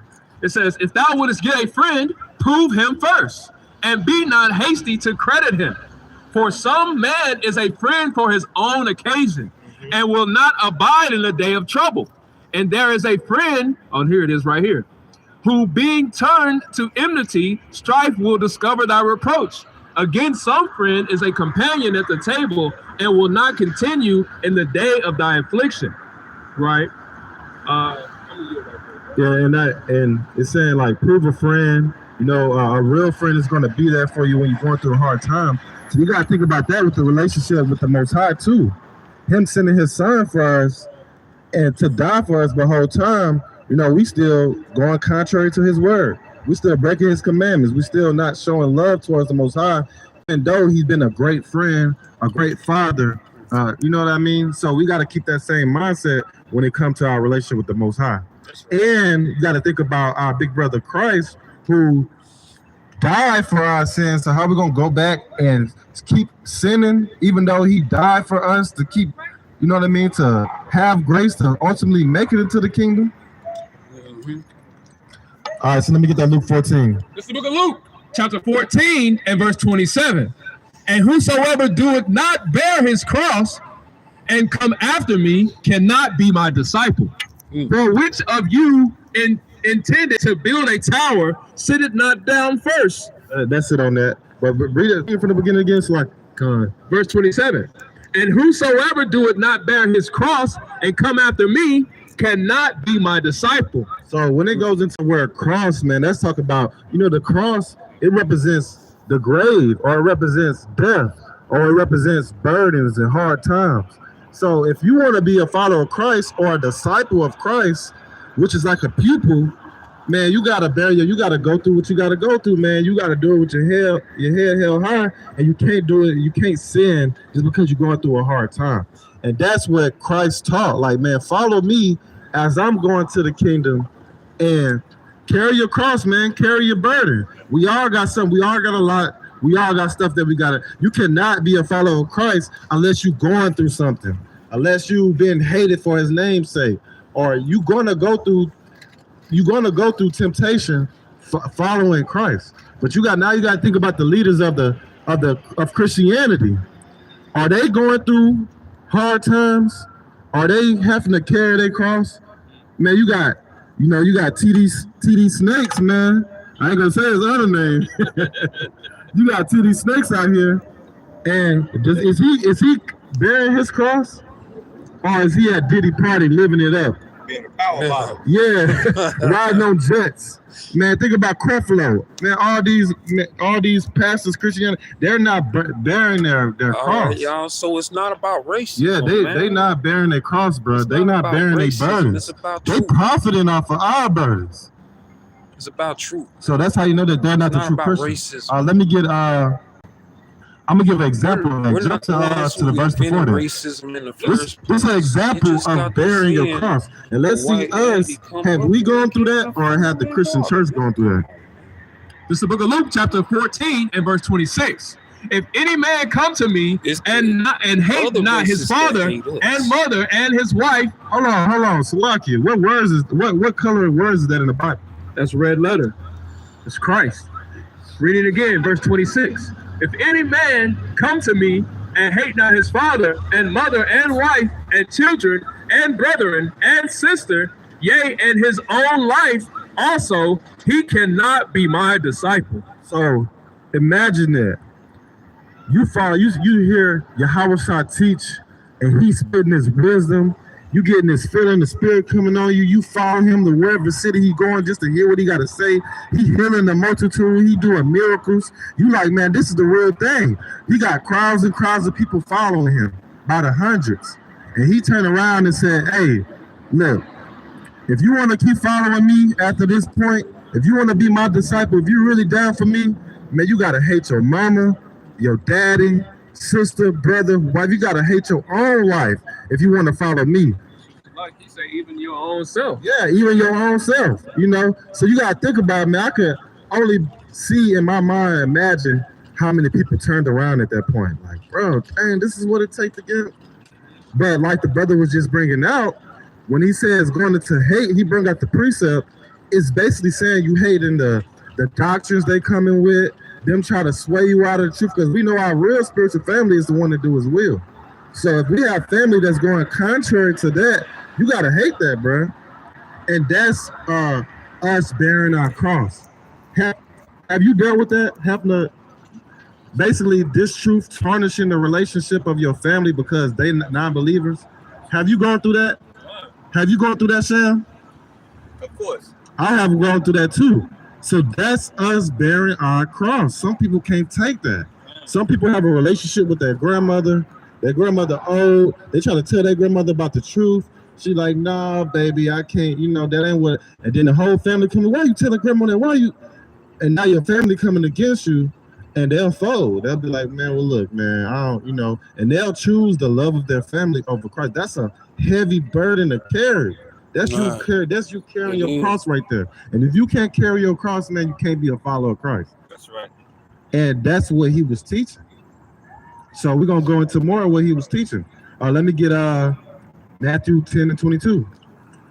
You can get Matthew 10 and 22, and you can get me John 15 and 18. John 15 and 18. It's the precept, they're saying the same thing. Look it up. This is the book of Matthew, chapter 10 and 22. And you shall be hated of all men for my name's sake, but he that endured to the end shall be saved. So we hate it for this truth. We hate it because we out here telling that, man, Christ only came for the blacks, the so-called blacks, Hispanics, and Native Americans. Hold on, what you trying to say? Man, y'all preaching hate. Man, y'all preaching that evil. Man, don't nobody go up in the Christian church and raise hell and start trying to go against the pastor. They don't stand up in the pulpit and be like, hey, man, prove what you're saying, man. That don't sound right. They don't do that. But we out here, this is the church right here. We bringing out the truth, and we got scoffers coming from everywhere trying to come against this word. Man, we been hated for this thing, but that's our burden. If we don't go through that, bro, we not fit for the kingdom. Bring out that precept. John chapter 15, verse 18. It says, "If the world hates you, ye know that it hated me before it hated you." What color words is that? Red. That's Yahushua. That's so-called who the world calls Jesus Christ. That's him saying it. What did he say? Bring it from the top. If the world hates you, ye know that it hated me before it hated you. So we following in Christ's footsteps. He's been hated by the world. That means we got to be hated by the world. That's how we know that we are the true Christians. That's how we know what we doing. Like they say in the world, man, if you ain't got no haters, man, you doing something wrong. You ain't doing something right. That's literally us following these scriptures. If your family don't look at you crazy, if anybody ever said that you was in a cult, man, I don't know, you might not be doing something right. And because we are following Christ. Man, is TD Jakes hated by the world? Is Creflo hated by the world? Was Joel, is he hated by the world? No, because yeah, Sheen. Geno Jennings. Yeah, is Geno Jennings hated by the world? You black Hebrew Israelites. No, they are not. That's because they are not true followers of Christ. Because if they did follow Christ, they will be hated by all men like we are. That's right. That's how we know that we are the true Christians. We are the true followers of Christ. Bring out the precept. This is the book of Romans, chapter 5 and verse 3. And it reads thus. It says, and not only so, but we glory in tribulation. Right. Also knowing that tribulation worketh patience, and patience experience, and experience hope. And hope maketh not ashamed, because the love of the Most High Yahweh is shed abroad in our hearts by the Holy Ghost, which is given unto us. And that is a fire scripture right there. Man, we glory in tribulation, man. It says, man, when you are tempted, man, rejoice. Right. You know, you're supposed to get happy, like, man, you know, you kind of be frustrated while you're going through it, but you kind of sit back, you talking to your brother, like, man, I had a crazy, man, they see my fringes, they start going in on me, you start telling y'all, start laughing about it, like, and then you rejoice, like, man, hey, that's how you know this thing real, bro. That's how you know, brother, you know, we got this truth. We glory in that, man. We glory in debates, you know what I mean, and people trying to come for our head, and we defending the gospel. Man, that's what we glory in. Let me get now we're gonna see if you're a true follower of Christ, you follow his teachings. So we're gonna see what Christ taught. Let me get John 15 and I think it's 15, 14, 14, 15, 15, 16. John 15, 16. Bring it out. Ye have not chosen me, but I have chosen you, and ordained you that you should go and bring forth fruit, and that your fruit shall remain, and whatsoever ye ask of the Father in my name, he may give it to you. Keep going on that. These things I command you, that you love one another. If you love the world, if the world hate you, ye know that it hated me before it hated you. If you were of the world would love his own. But because you are not of the world, but I have chosen you out of the world, therefore the world hated you. Remember the word that I said unto you, the servant is not greater than his Lord. If they hold on, I'm looking for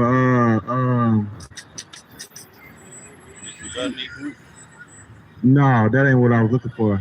It was let's work.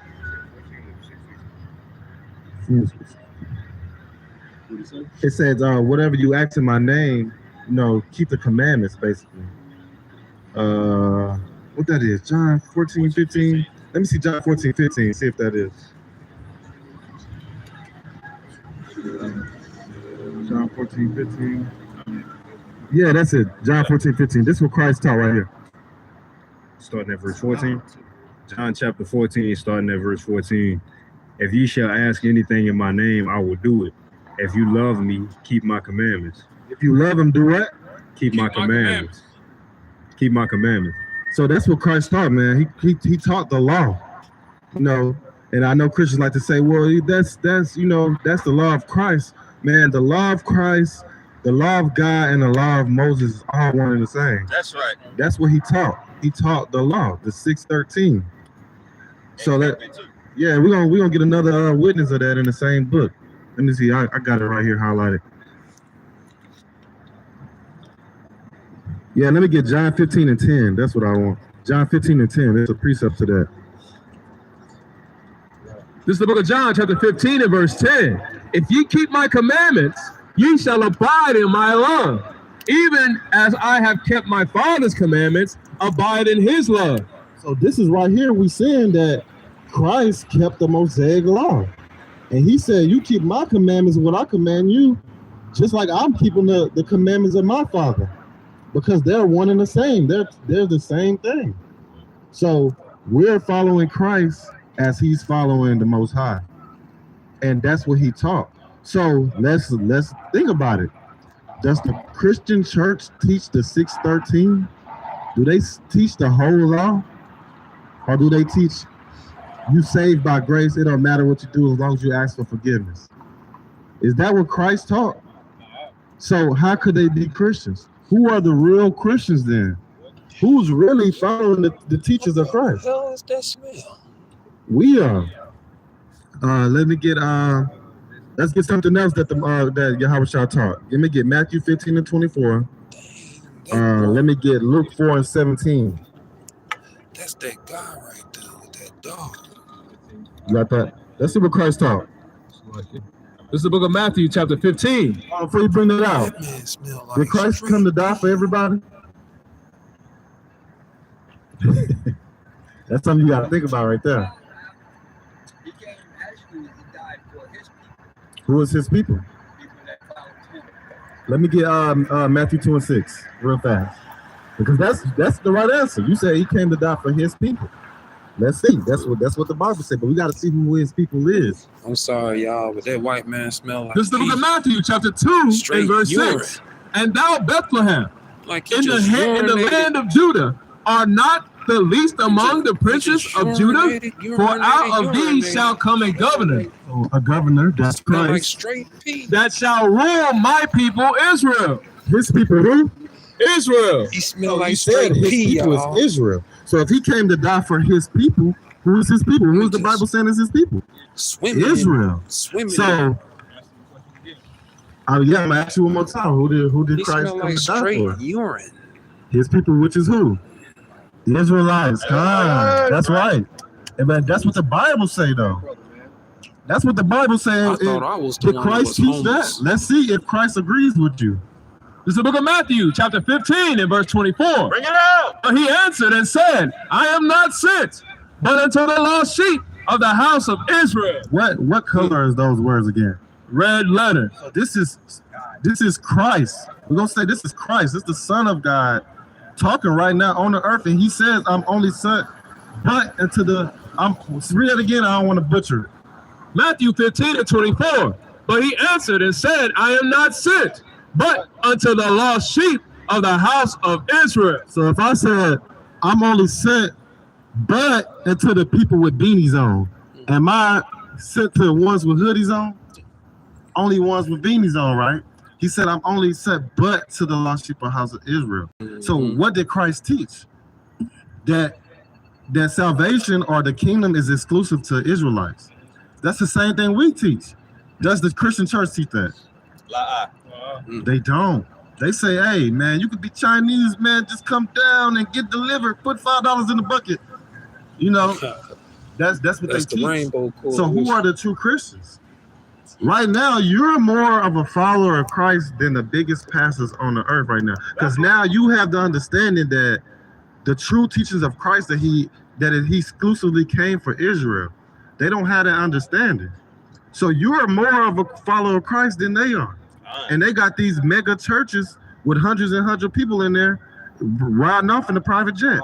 Hear the word, King. Getting escorted by the police. Man, what pastor got to get escorted by the police? You got to be up to, man, I'm telling you. Was Christ escorted by the police or were they looking for him? Yeah.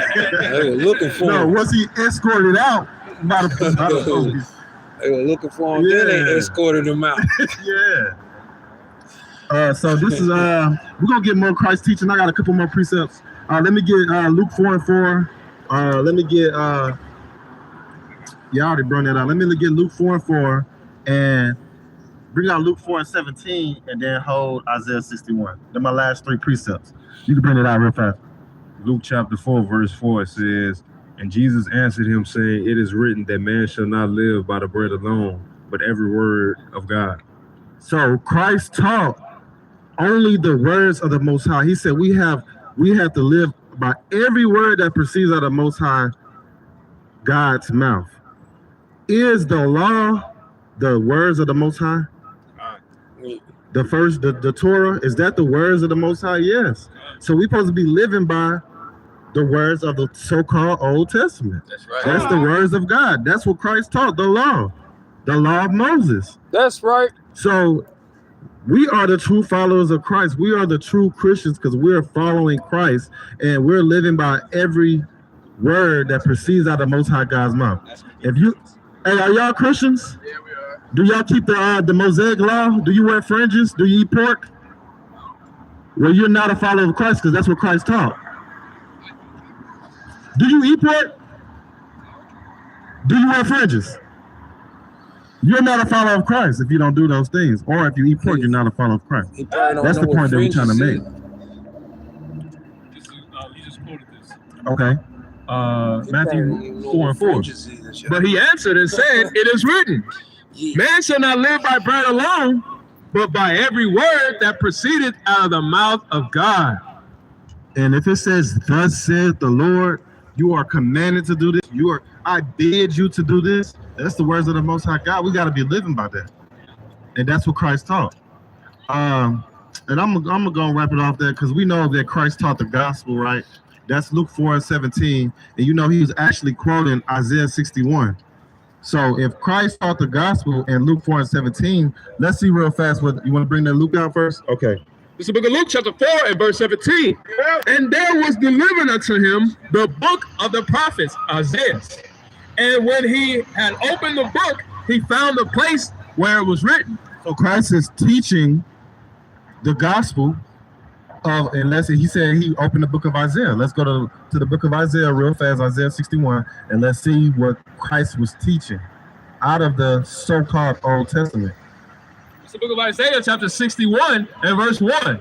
The Spirit of the Most High Yahweh is upon me, because the Lord hath anointed me to preach good tidings, or good news, or gospel, unto the meek. He hath sent me to bind up the brokenhearted, to proclaim liberty of the captives, and the opening of the prisons to them that are bound. Verse 2, to proclaim the acceptable year of the Lord and the day of vengeance. Hold on, Christ taught the day of vengeance? To proclaim the acceptable year of the Lord and the day of vengeance of our God, to comfort all that mourn, to appoint unto them that mourn in Zion. That mourn where? In Zion. So Christ is teaching the same thing Isaiah taught, that the gospel is exclusive to those that mourn in Zion, not the ones that mourn in the whole planet Earth. That gospel that Christ is teaching is exclusive. So his teachings were exclusive to Israel. I got one more. I know I'm probably past my time. What's that? Revelation 2:25. I'm gonna end it on this. Because Christ said a lot of things, bro, that these so-called Christians are not living by. They say, man, you know, I'm a Christian. I love everybody. I even love rapists and pedophiles. I love everyone. I love Hitler because that's. But if Christ was on the earth right now, would he love these people? No. Would he? No. Man, we're gonna see what type of person Christ was, and this is the spirit that we're moving in. Bring out that Revelations 2:25. It's the book of Revelation, chapter 2, and verse 25. But that which ye have already hold fast till I come. And he that overcometh. So he said, Christ, Salakia, he said, Christ is telling us, man, hold fast until I return. Because when I return, this is how it's going to be. This is what's going to happen. And keep it, Salakia, I'm going to start back. And he that overcometh and keepeth my works, unto the end, to him will I give power over the nations. Over the who? Over the nations. Hold on. Christ going to come back and he's going to give us power over these other races? Over the nations. And he shall rule them with a rod of iron. As the vessels of a potter shall they be broken to shivers, even as I received of my Father. So you're going to see what Christ taught. He said, hey, if you stay down until I come back and you keep these commandments to the best of your ability and keep faith in me, I'm going to give you power over all your oppressors. All these people that's doing wrong by you, I'm going to give you the authority over them. And it's going to be like, man, you ever seen Bad Boys when they came through in that gas station and they was in there breaking all them pots and stuff? Yeah. That's how we going to be with the heathen if they don't get in line. That's what Christ said. We're going to be breaking. What you say? Oh yeah, hey. All praises. That's how we're going to be doing. We're going to be breaking them like idols. Like vases. Like what? Hey, you know how I say, like a bull in a china shop. We're going to be the bull. And Christ's going to give us that authority. Man, think about what type of man that is. That's not no soft-spoken, I don't want to do that to them. No, that's the spirit we coming in. They look at us like we teaching hate, but we teaching Christ. So that's basically, man, we the true Christians, bro. We are the true followers of Christ. And you got to go through these scriptures. You got to see, man, you got to think about it, how they talk down on us. They said, man, those brothers out there with the long purple dresses on. But think about it. If you're supposed to be a follower of Christ, right? Man, give me Revelations 1:18. Bring it out. Give me Revelations 1:18. It's the book of Revelation, chapter 1 and verse 18. And it reads thus. I am he that liveth and was dead. I'm slacking. 1:13. Come on. Revelations 1:13. And in the midst of the 7 candlesticks, one likened unto the Son of Man, clothed with a garment down to his foot. Hold on, what do you got on? Clothed with a garment down to his foot. So they making fun of us because we coming back to our heritage and we're wearing garments down to the foot, down to the knee, down to the shin. And they like, man, look at these brothers out there yelling on the corner with these dresses on. Hold on, I thought y'all was Christians. Ain't that what Christ did? We supposed to be followers of Christ. They out there loud and talking and yelling loud on the corner. Hold on. Keep going on that. We out here yelling loud, but what did Christ do? Clothed with a garment down to his foot and girt about with a paps with a golden girdle. His head and his hair shall be white like wool and white as snow. And his eyes were as a flame of fire. And his feet like unto fine brass, as if they burned in a furnace. And his voice, as the sound of many waters. So we are, imagine standing next to a big waterfall and you trying to talk to, you got to yell loud. That's loud. You're going to be like, hey. You ain't going to be able to hear nothing standing next to a great waterfall. He said his voice is like many waters. So he was loud. That's why we kind of trying to encourage the be loud, man. That's Christ-like, bro. I got nothing in the spirit. It's the book of Isaiah, chapter 58, verse 1. Bring it out. Cry aloud. Read it again. Cry aloud. What did he say? Cry aloud. What did he say? Cry aloud. Spare not. Lift up thy voice like a trumpet, and shew my people their transgressions. Hey, look at Mike over here. What did he say? Cry aloud. Hey, that was the loudest I heard him. All praises. Man, but that's all I got, man. Man, we're just showing you, man, it's many ways you divide this thing and rightly divide the scripture. You can see who really follows of Christ. That's right. Based off it says in the scriptures, a man should be known by his appearance. You can tell, bro, when you really know the truth and you're really searching these things out and seeing how Christ is, and you can see who's actually doing it. But to the world, to the people that's not of him, but of the world, that John 17, they're not gonna see that. They're blinded. But that's all I got. I'm gonna say, Kwame Yashala. Kwame Yashala. Kwame Yashala. Kwame Yashala. Kwame Yashala. Kwame Yashrala. So it means Rod. Kwame means Raj. Yashrala means Israel, which is he is or he Prince Power. Yah, he Prince Shah, Allah Power. Yashrala is literally he Prince Power. Josiah? Yes, sir. Hey, man. Shalom, brother. Shalom, brother. Man, I enjoyed y'all. Hey, man. This is I'm finna upload this right to the YouTube. I hope y'all don't mind. No, man. That's what we out here for edification too, brother. And Lord willing, man, we can get out here, man. Hold on. Are you trying to get you on? Hey, All man, right. shalom to the brother, man. Hey, we love you, Josiah, man. All praise to the Most High for allowing us to come out here and sow the seed, man. Man, I appreciate y'all, brother. I've been out here on these streets, man. Hey, man, we got to come Been out here on these streets, struggling and homeless and dealing with these people, man. No, I sure appreciate it, man. I can show enough use some of that water. Matter of fact, that box right there, Yeah. it's a bunch of sandwiches and chips still in this box right here. All right, I sure appreciate it, brother.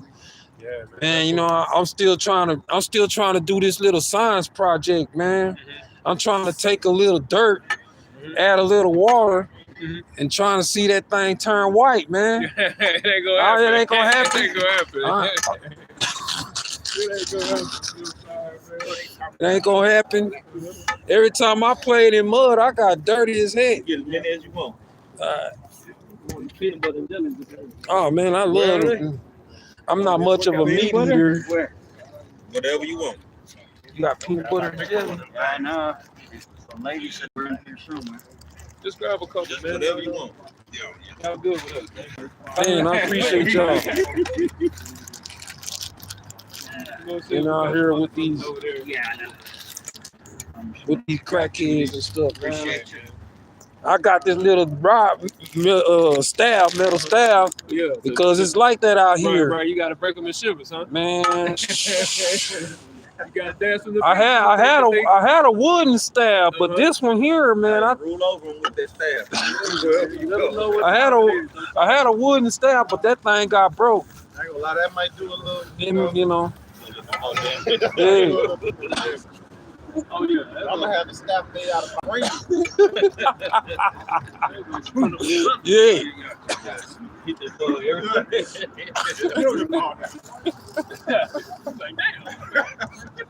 Come out like the Wolverine. What Wolverine had?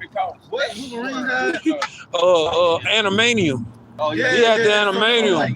And what's the name was made out of the vibranium? What they said, was it Black Panther? Yeah. Yeah. That nigga was unbreakable. Yeah. I sure appreciate y'all brothers, man. Hey, we appreciate you. Let me go ahead and upload this to the YouTube right quick. I'm glad you breaking bread with us, man. Be sure to tap in on our YouTube too, okay? We'll follow you too, likewise. All right. Let's see. Okay. Yeah, It's on this flyer right here. Yeah. Well, you just got to type in the name on that. Saints upholding commandments. And it's on the YouTube. Yeah, I'm gonna go ahead and subscribe to you as soon as I upload this. All right, I got you. In about 10 minutes. In about 10 minutes, bro. Yeah. I got you. Right, but people have different types of ways of teaching, right? Because the Jews, All right, brother, man. the Jews, it tells us sometimes you got to pull people out of the fire. All right, King. Now I'm talking to you. You're not in the fire right now. You are in a rough condition. Yeah, seriously. Yeah, right. You're in a rough condition, but we can just still talk to you and deal with you. But because our people are on drugs. I hope y'all enjoyed that YouTube. Great information. I hope that y'all enjoyed that YouTube because it's going to be coming. Right. We out here on these streets, man. It's this is the tomb that was the stone that was rolled away. Not the stone that was rolled away, but it's a replica, or that's what it's about. It's the stone that was rolled away from the tomb when Christ was buried in the tomb, man. You know what I'm saying? I might not be the most eloquent speaker in the world, but this is what God has called me to do, you know. Go ahead and speak and you know, break bread and converse with other believers and things of this nature, you know what I'm saying? Build the nation. As you can see, I had already brought Sister Marita Michelle Cannon into the faith. She needs to be baptized now, you know what I'm saying? And I'm gonna introduce her to the brotherhood. And of course, you got the ISUPK, you got the GOCC, you got FOPE and everything. You know what I'm saying? So, what did it say? What did it say in Revelations? Was it Revelation when he said? Hold on one second, I gotta get the edification. He said, "Come out of her, my people, and be not partakers of her iniquity." I'm not sure if that's Revelations, but let me just get confirmation. Hold on a second. I'm gonna let y'all go, but the reason why I asked, I'm from Louisiana. I'm from New Orleans. All right. What's going on, brother? What's going on, brother? What part? New Orleans. I was born in New Orleans, and when I was 3 years old, me and my mama moved to Shreveport. Yeah, all praise. All praise to the Most High. I'm from City Grove. Ponce Road, yeah, that's where my real from, City Grove. Yeah. I'm on the west side, City Grove. Yeah. By Linwood Middle School. Yeah. Yeah. That's the name my stepmom worked there. Right now? Yeah. I gotta get confirmation because I can't remember. I was Louisiana too. As soon as she said that, I just gotta get confirmation. I just need confirmation on the scripture, because I can't remember exactly what it was off the top of my head. It said, "Come out of her, my people, be not partakers of us." Okay. Revelation who? 18. 18. That okay, y'all. It said, "Come out of her, my people, be not partakers of her iniquity." Talking about Babylon coming out. Okay, so that's Revelations 18 and 4, y'all. Okay, so Kwam Yashrala. Man, I enjoyed y'all, man. Last time, man. I enjoyed y'all, brothers. I like how you do it. He go, he's in there with the Make it easy. That's how Y'all take it easy, brother. So, all right, YouTube. All right. I'm going to upload this right quick. All right, man. We going to be coming out. I apologize. Coming to y'all. Yeah. I got you. Okay, I got you. Ain't nobody going to take nothing, bro. Yeah. All right, y'all. That's Revelations. Okay, I just need to get confirmation and everything. And I wanted to say this before I get ready to go. To my brother Devin Haney, shalom, peace. Wa Allah haya kal wa young. May the Most High be on you. The 12 tribes of Israel. May the Most High, the Spirit and the Holy Spirit be with you, brother Devin Haney. And I want to publicly say to my youngest brother Devin Haney, Dijon DePaul Woodward,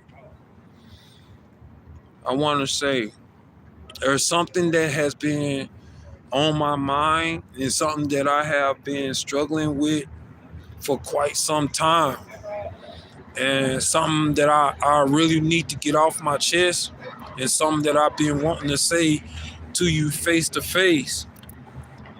I've been having nightmares after nightmares after nightmares since that day, and it happened so long ago. I'm not sure if you even remember, but I can't forget what happened that night.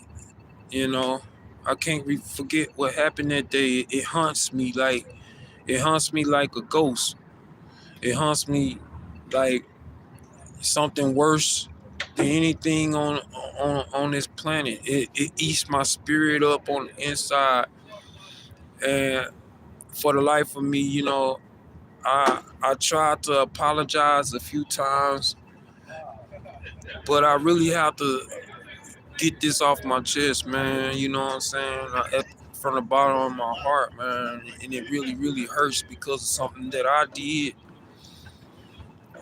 to my brother Devin Haney that day. You know, when D-John, when you sprayed me in the face with that raid, that can of raid, and in my eyes, and it got in my eyes. You know, this happened so long ago when we was kids, man. Yeah. Mom just passed away. It's 1996. We're talking 1996. Okay. We talking about the year 1996. Okay. When you sprayed me in the eyes with the raid, and my eyes was burnt out, and I was so scared, you know, that I wasn't gonna be able to see. I was so scared that I was gonna be blind, and for a while, after washing my eyes is still burning and everything, you know. Till this day, I still have problems being able to see. You know, everything is blurry. Everything is double vision. You know, it's blurry or whatever. But what I did after that was unacceptable in the eyes of God. How I handled it and how I retaliated, I shouldn't have did that. I should have forgave you for what you did, you know. We come late, white folks. And we stronger than white folks, but so, it ain't got to be. You know what I'm saying?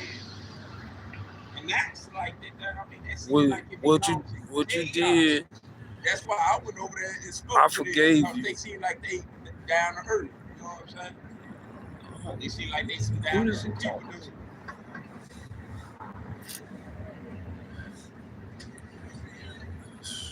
See, that's Satan. That's the devil. Say, if y'all want me to this. Okay. Listen.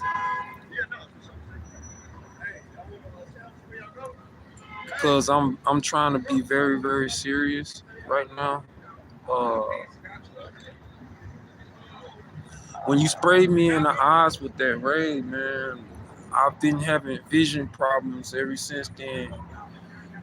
You know, and it still burns. Both my eyes still burns.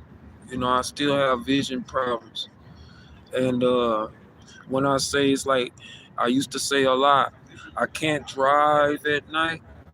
You know, it's because of that. You know, when you spray me in the eyes with raid, what I should have did, I didn't do. And that's what I'm apologizing for. Because I was supposed to forgive you. I should have forgave you. I should have forgave you and let it go, but I didn't. And what was inside me, I never want to ever see that person ever again, because the anger that I had, I turned around with the BB gun, and I wasn't really intending for a projectile to even come out. I didn't even know that the BB gun was loaded, bro. I honestly, to the bottom of my heart, you know, I didn't know that the BB gun was loaded. I thought it was empty. You know, I only wanted to scare you. You know, and that's the truth. I only wanted to scare you, but I did not know that it was actually loaded with a BB gun. with a BB with a pellet inside the It's BB sandwiches. gun, Yeah, man. I already got mine. Appreciate it. Uh-huh. And when I pulled the trigger and the projectile hit you in the eye, man, you know, I got scared. I thought that, you know, I had put your eye out, you know. I thought that you had really got injured. I was scared, man. I got really scared that day because I thought I really hurt you. You've always been my youngest brother. You always been my baby brother. You always been my favorite brother, you know. And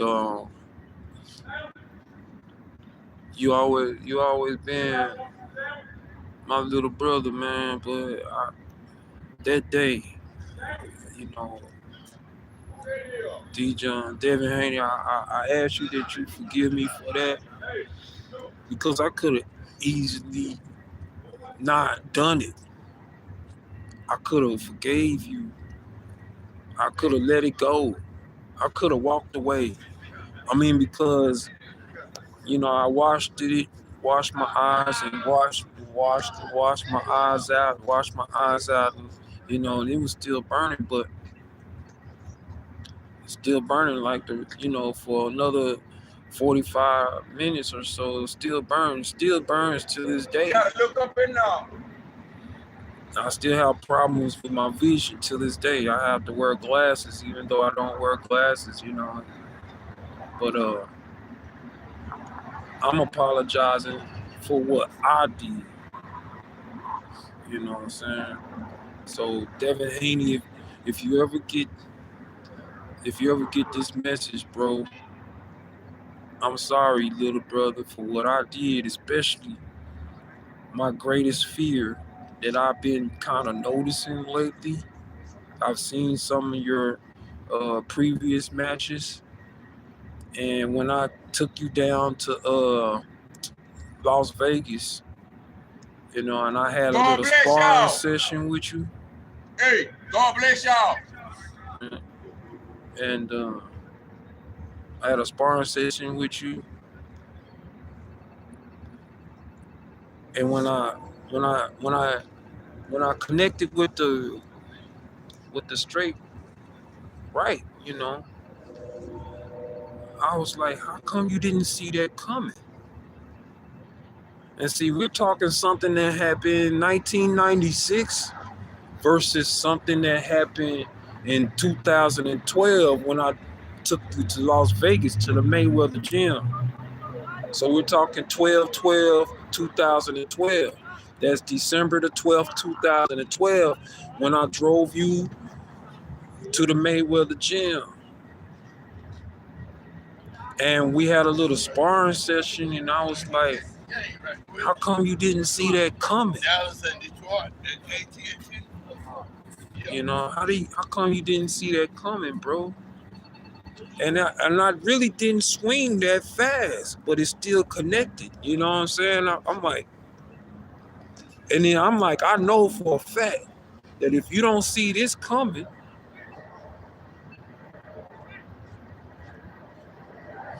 see, I'm gonna show you how fast I actually was actually throwing my right hook.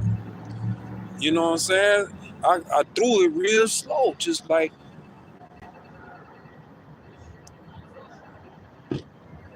but it's still connected. You didn't duck, you didn't dodge, nothing. It's still connected. With my right hand still connected, just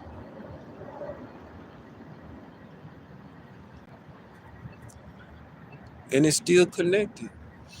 Since that day, 2012, when I connected that, I'm like, you didn't block, you didn't move, you didn't weave, you didn't bob, nothing. So in the back of my mind, I'm like,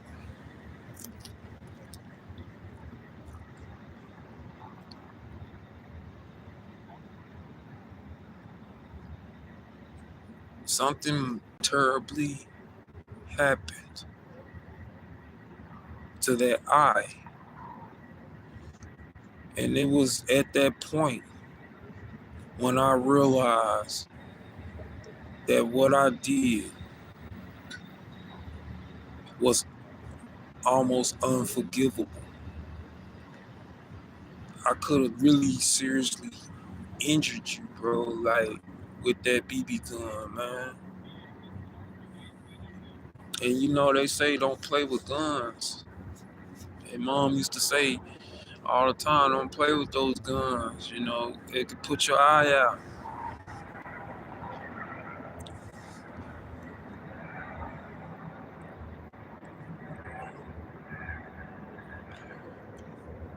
Since 2012, when we had that little sparring session, I realized,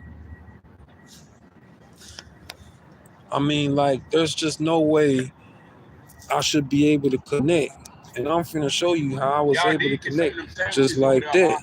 Yeah, I already got mine. Box. Something like that should never connect. You would have been able to see that coming and whoop, you would have dipped. And or you would have blocked that.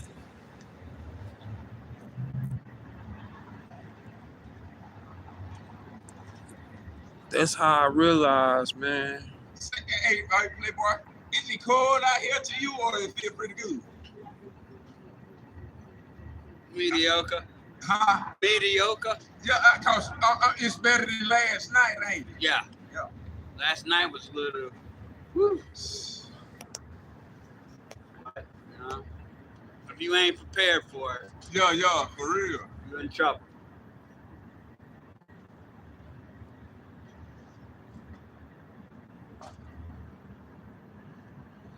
Playboy, get some sandwich. Oh, no Man, I mind. wish we could shut the hell up. Listen.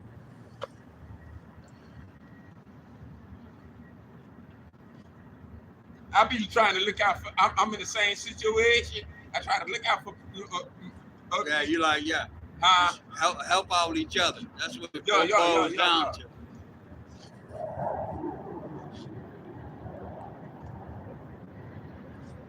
Cause they finna take you with them, and I know they got food and everything at the house. I mean, bless people that's home. That's what he was talking about. That's why they come down here and do that. Yeah. They come down here, give the word out, feed. Okay. But they ain't like them people down at the West End. They be talking aggressive about white folks. I don't have nothing against no race. Right. And I don't feel like my race is no higher than the next. We all equal in the eyes of the Lord. That's all. That's all that matters. Yeah. That's the stupidity. Ain't nobody greater, ain't nobody lesser to him. Yeah. But the peoples that do his will, obey him, he look at them a little bit more. Right.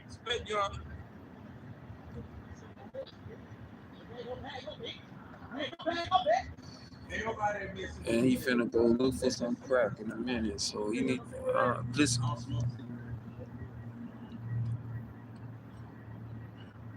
She said, "Back up, she finna beat your ass, whoever you is." I bet you won't come up on her. Yeah.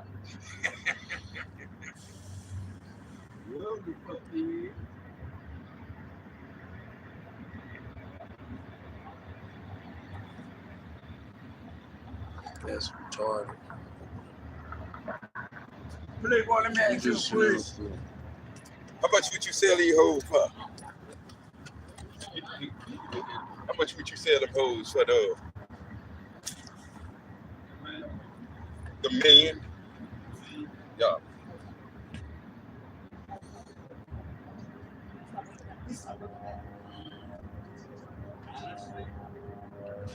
So anyway, man, got somebody who just want to be on camera and hear themselves talk. Listen, I'm sitting back thinking, man, like, there's just no way that I should have been able to connect to something like that.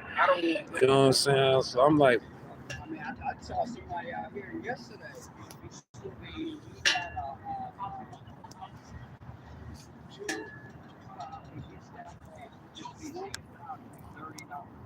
alcohol. something that's slow. You see what I'm saying? Those 3 times, $5. it should not never connected. Seriously? 6. You want? I can show you one more time how that sparring session went with the right hand. This is my right hand. Okay.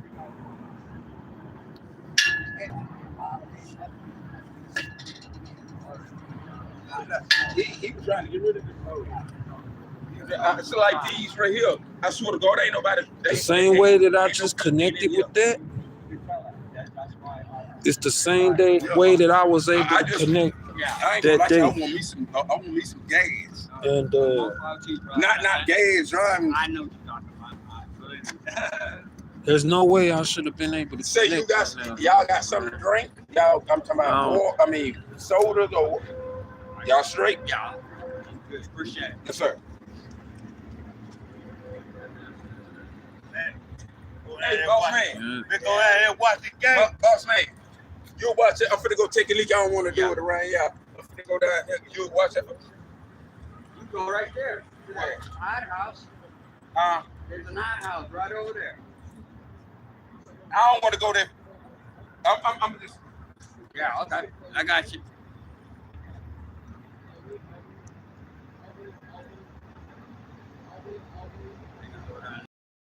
Detroit beat him in the ass. Oh, Dallas is playing Detroit. Yeah. Yeah, they gon' I think they gonna be able to get Detroit though. I hope so. I think they're gonna be able to get them. Yeah, the last 2 This is the last 2 games. Yeah, I think they're gonna be able to get Detroit. I think they're gonna be able to get them. We're gonna find out in the morning though. We're gonna find, but I think they're gonna be able to get Detroit though. Like I'm saying though, D-John, you know, and I seen a lot of your fights, Devin. It's this right hand that's worrying me when you in the ring. See how they got it down in Dallas? How they feed people, how they got ball players. You go look at TV and shit. Don't think that they got it down there in Shreveport. Like Those that. 3 times should not connect. Yeah. I was born in New Orleans, but I was rude. I moved to New Orleans. I moved to Shreveport when I was 6 years old.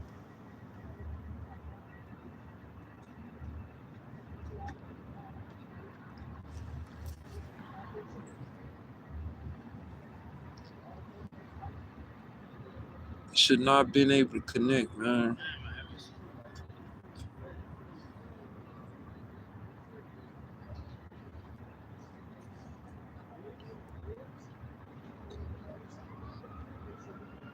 That's 1, 2, 3. There's space, time, and continuum in between those 3 shots. You know what I'm saying? Let that woman know she sitting out here playing with nobody behind. She said it's something with her. Yeah, move your bitch ass on somewhere. Oh, you make me mad. Man. Oh.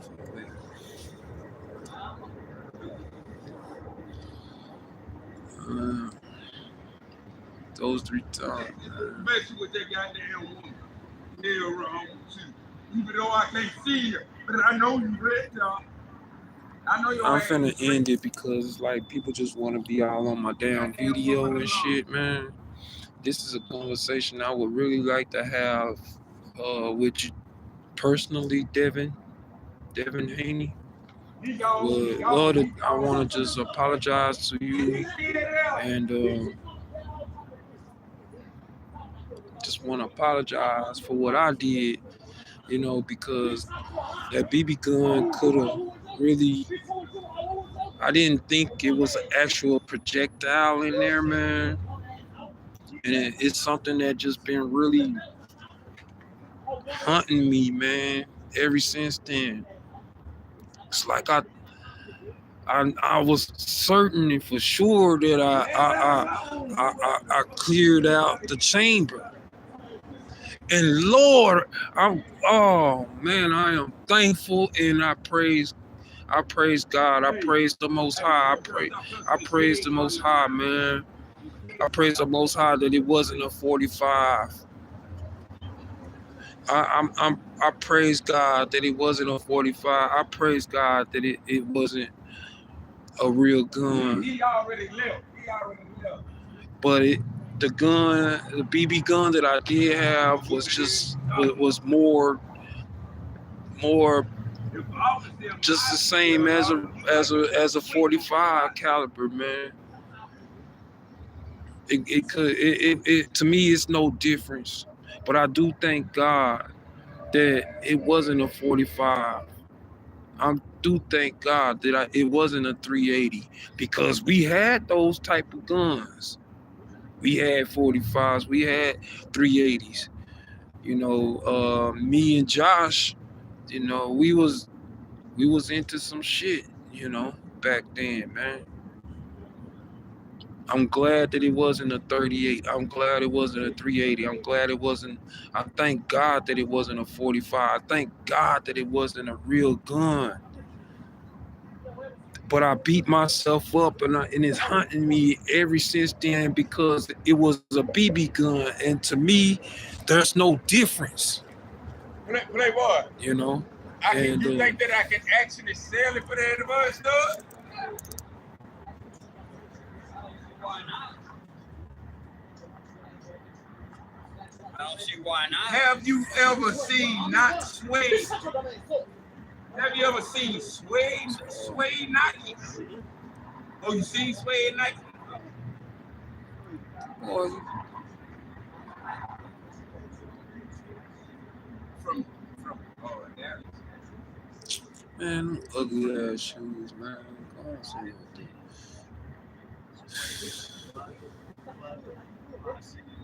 Anyway, man. Peace, man. I apologize, man, from the bottom of my heart. I'm sorry, man. It was something that I shouldn't have done. It was something that I was sure that there was no projectile. I was sure that it was no pellet inside the chamber. I was sure that the chamber was empty, man. I was sure that it was empty. I knew that I took everything out.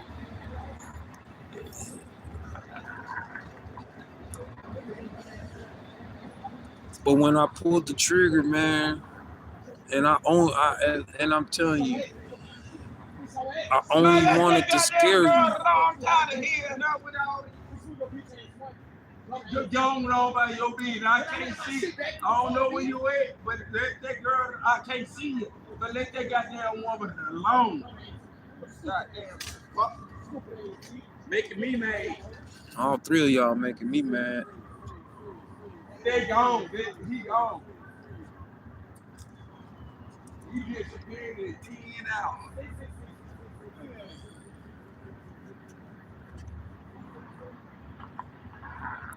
Anyway, what happened in 1996, bro, I wish I could take that back, man. I wish I could take it back. I wish I could take it back and just throw that gun away before it had even happened, man. I wish I had never even bought that pellet gun, man. I wish I never even bought that pellet gun. I hope that you can forgive me, bro. Hey, down here, you can see a whole bunch of shit, though. I already know. I love you, man. I already know. And I'm sorry, I've seen bro. some wild shit down here. I love you, my brother, my youngest brother, man. I love you, man.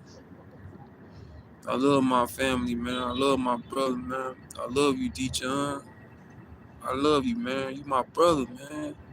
Born of my own mother and father in my household. I wish that I could take it back, bro. And it's Hey, over other than and that, over hey, the and streets over are dying, and yeah. over and over and over again. Yeah, I see it to the over and police over and over and over again, Yeah, man. that's about it. Other than that, just it's comfortable.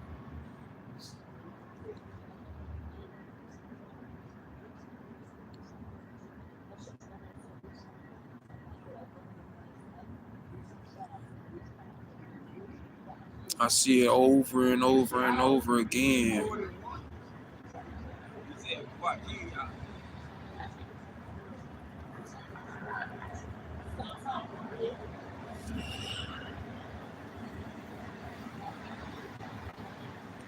It's just over and over and over and over again, man. Over and over and over and over again.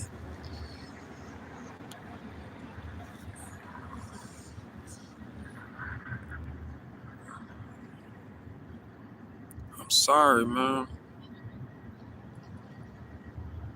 I'm sorry, man. Because, like I said, it could have really did some damn. The pellet could have lodged in your eye, all kind of stuff, man. I did a lot of research on what could happen if a pellet goes into the eye. I did a lot of research, man.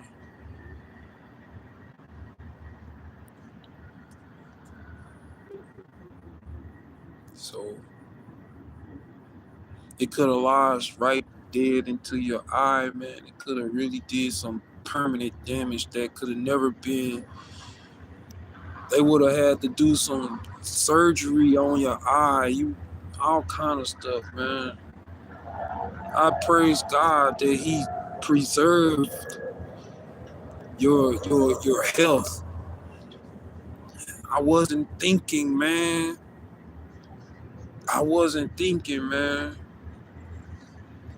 Anger got the best of me, bro. I was scared and I was angry for what happened to me from the can of raid and everything. After at least knowing that I'm not blind, I shouldn't have did that, man. I should have forgave you. I should have walked away. I should have left it alone, but I didn't. And it was the anger that was in me that caused me to do what I did.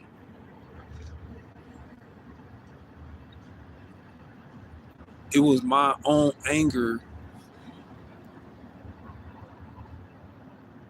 And I promised myself that I wasn't gonna ever get that angry against my own brother or my own sister ever again, man.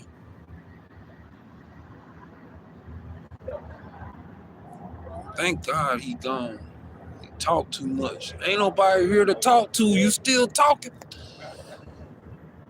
I'm on my YouTube. Who he see he talking to? He talking to himself. People just walk around talking to themselves for no reason. That's crazy.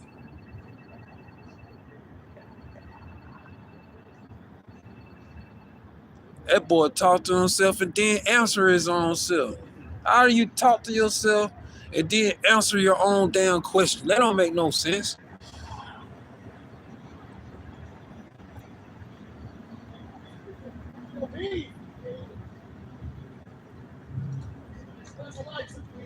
But yeah, man.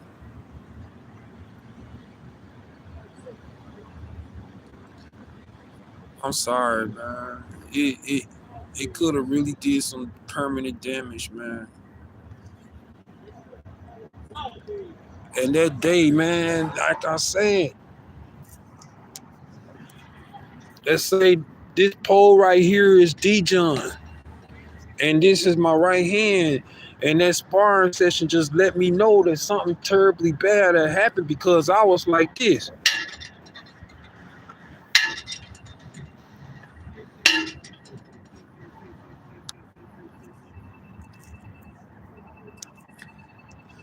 That's way too slow for a professional fighter. That's way too slow for a professional fighter. And on that side too, that's how I realized that I did something terrible that I can't take back. I can't get it back. I can't take that back because there's something wrong with that eye, that vision. You don't see those 3 punches coming, bro, from a right hand that slow.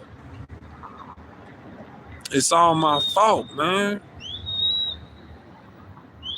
That's what I'm saying. It's all my fault. The reason why it's like that.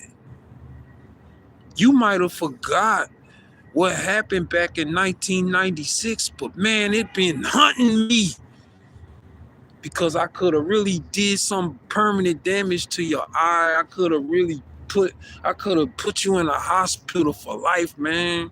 I could have had done something that I could never take back and never forgive myself. And I'm still trying to forgive myself for the thing that I did.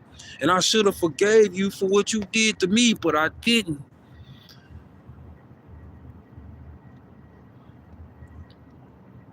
I didn't forgive you, and I took revenge, and now look what happened, man. I don't know if you can really see out of that eye, bro. But like I'm saying, man, I'm sorry, bro. I'm sorry, little brother. I'm sorry, D-John. I apologize from the bottom of my heart, bro.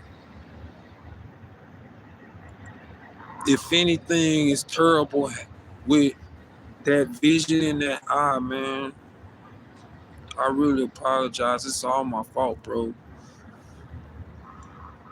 And boxing, I know for a fact that there's no way that something like this for a professional fighter should connect.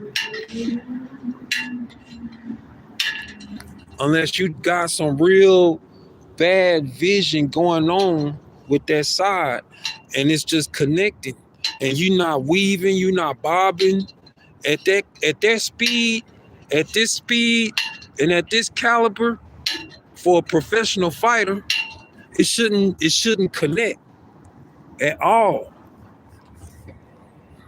It shouldn't connect at all, bro. For a professional fighter, something like that should not connect. You should be able to block that. You should see that coming a mile away, man. And what I'm saying is this, bro. I cannot live it down, man. I can't even forgive myself, man. It's all my fault, man.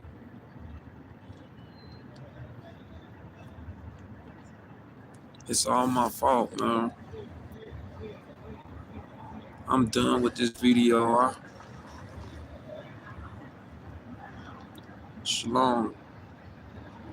Peace.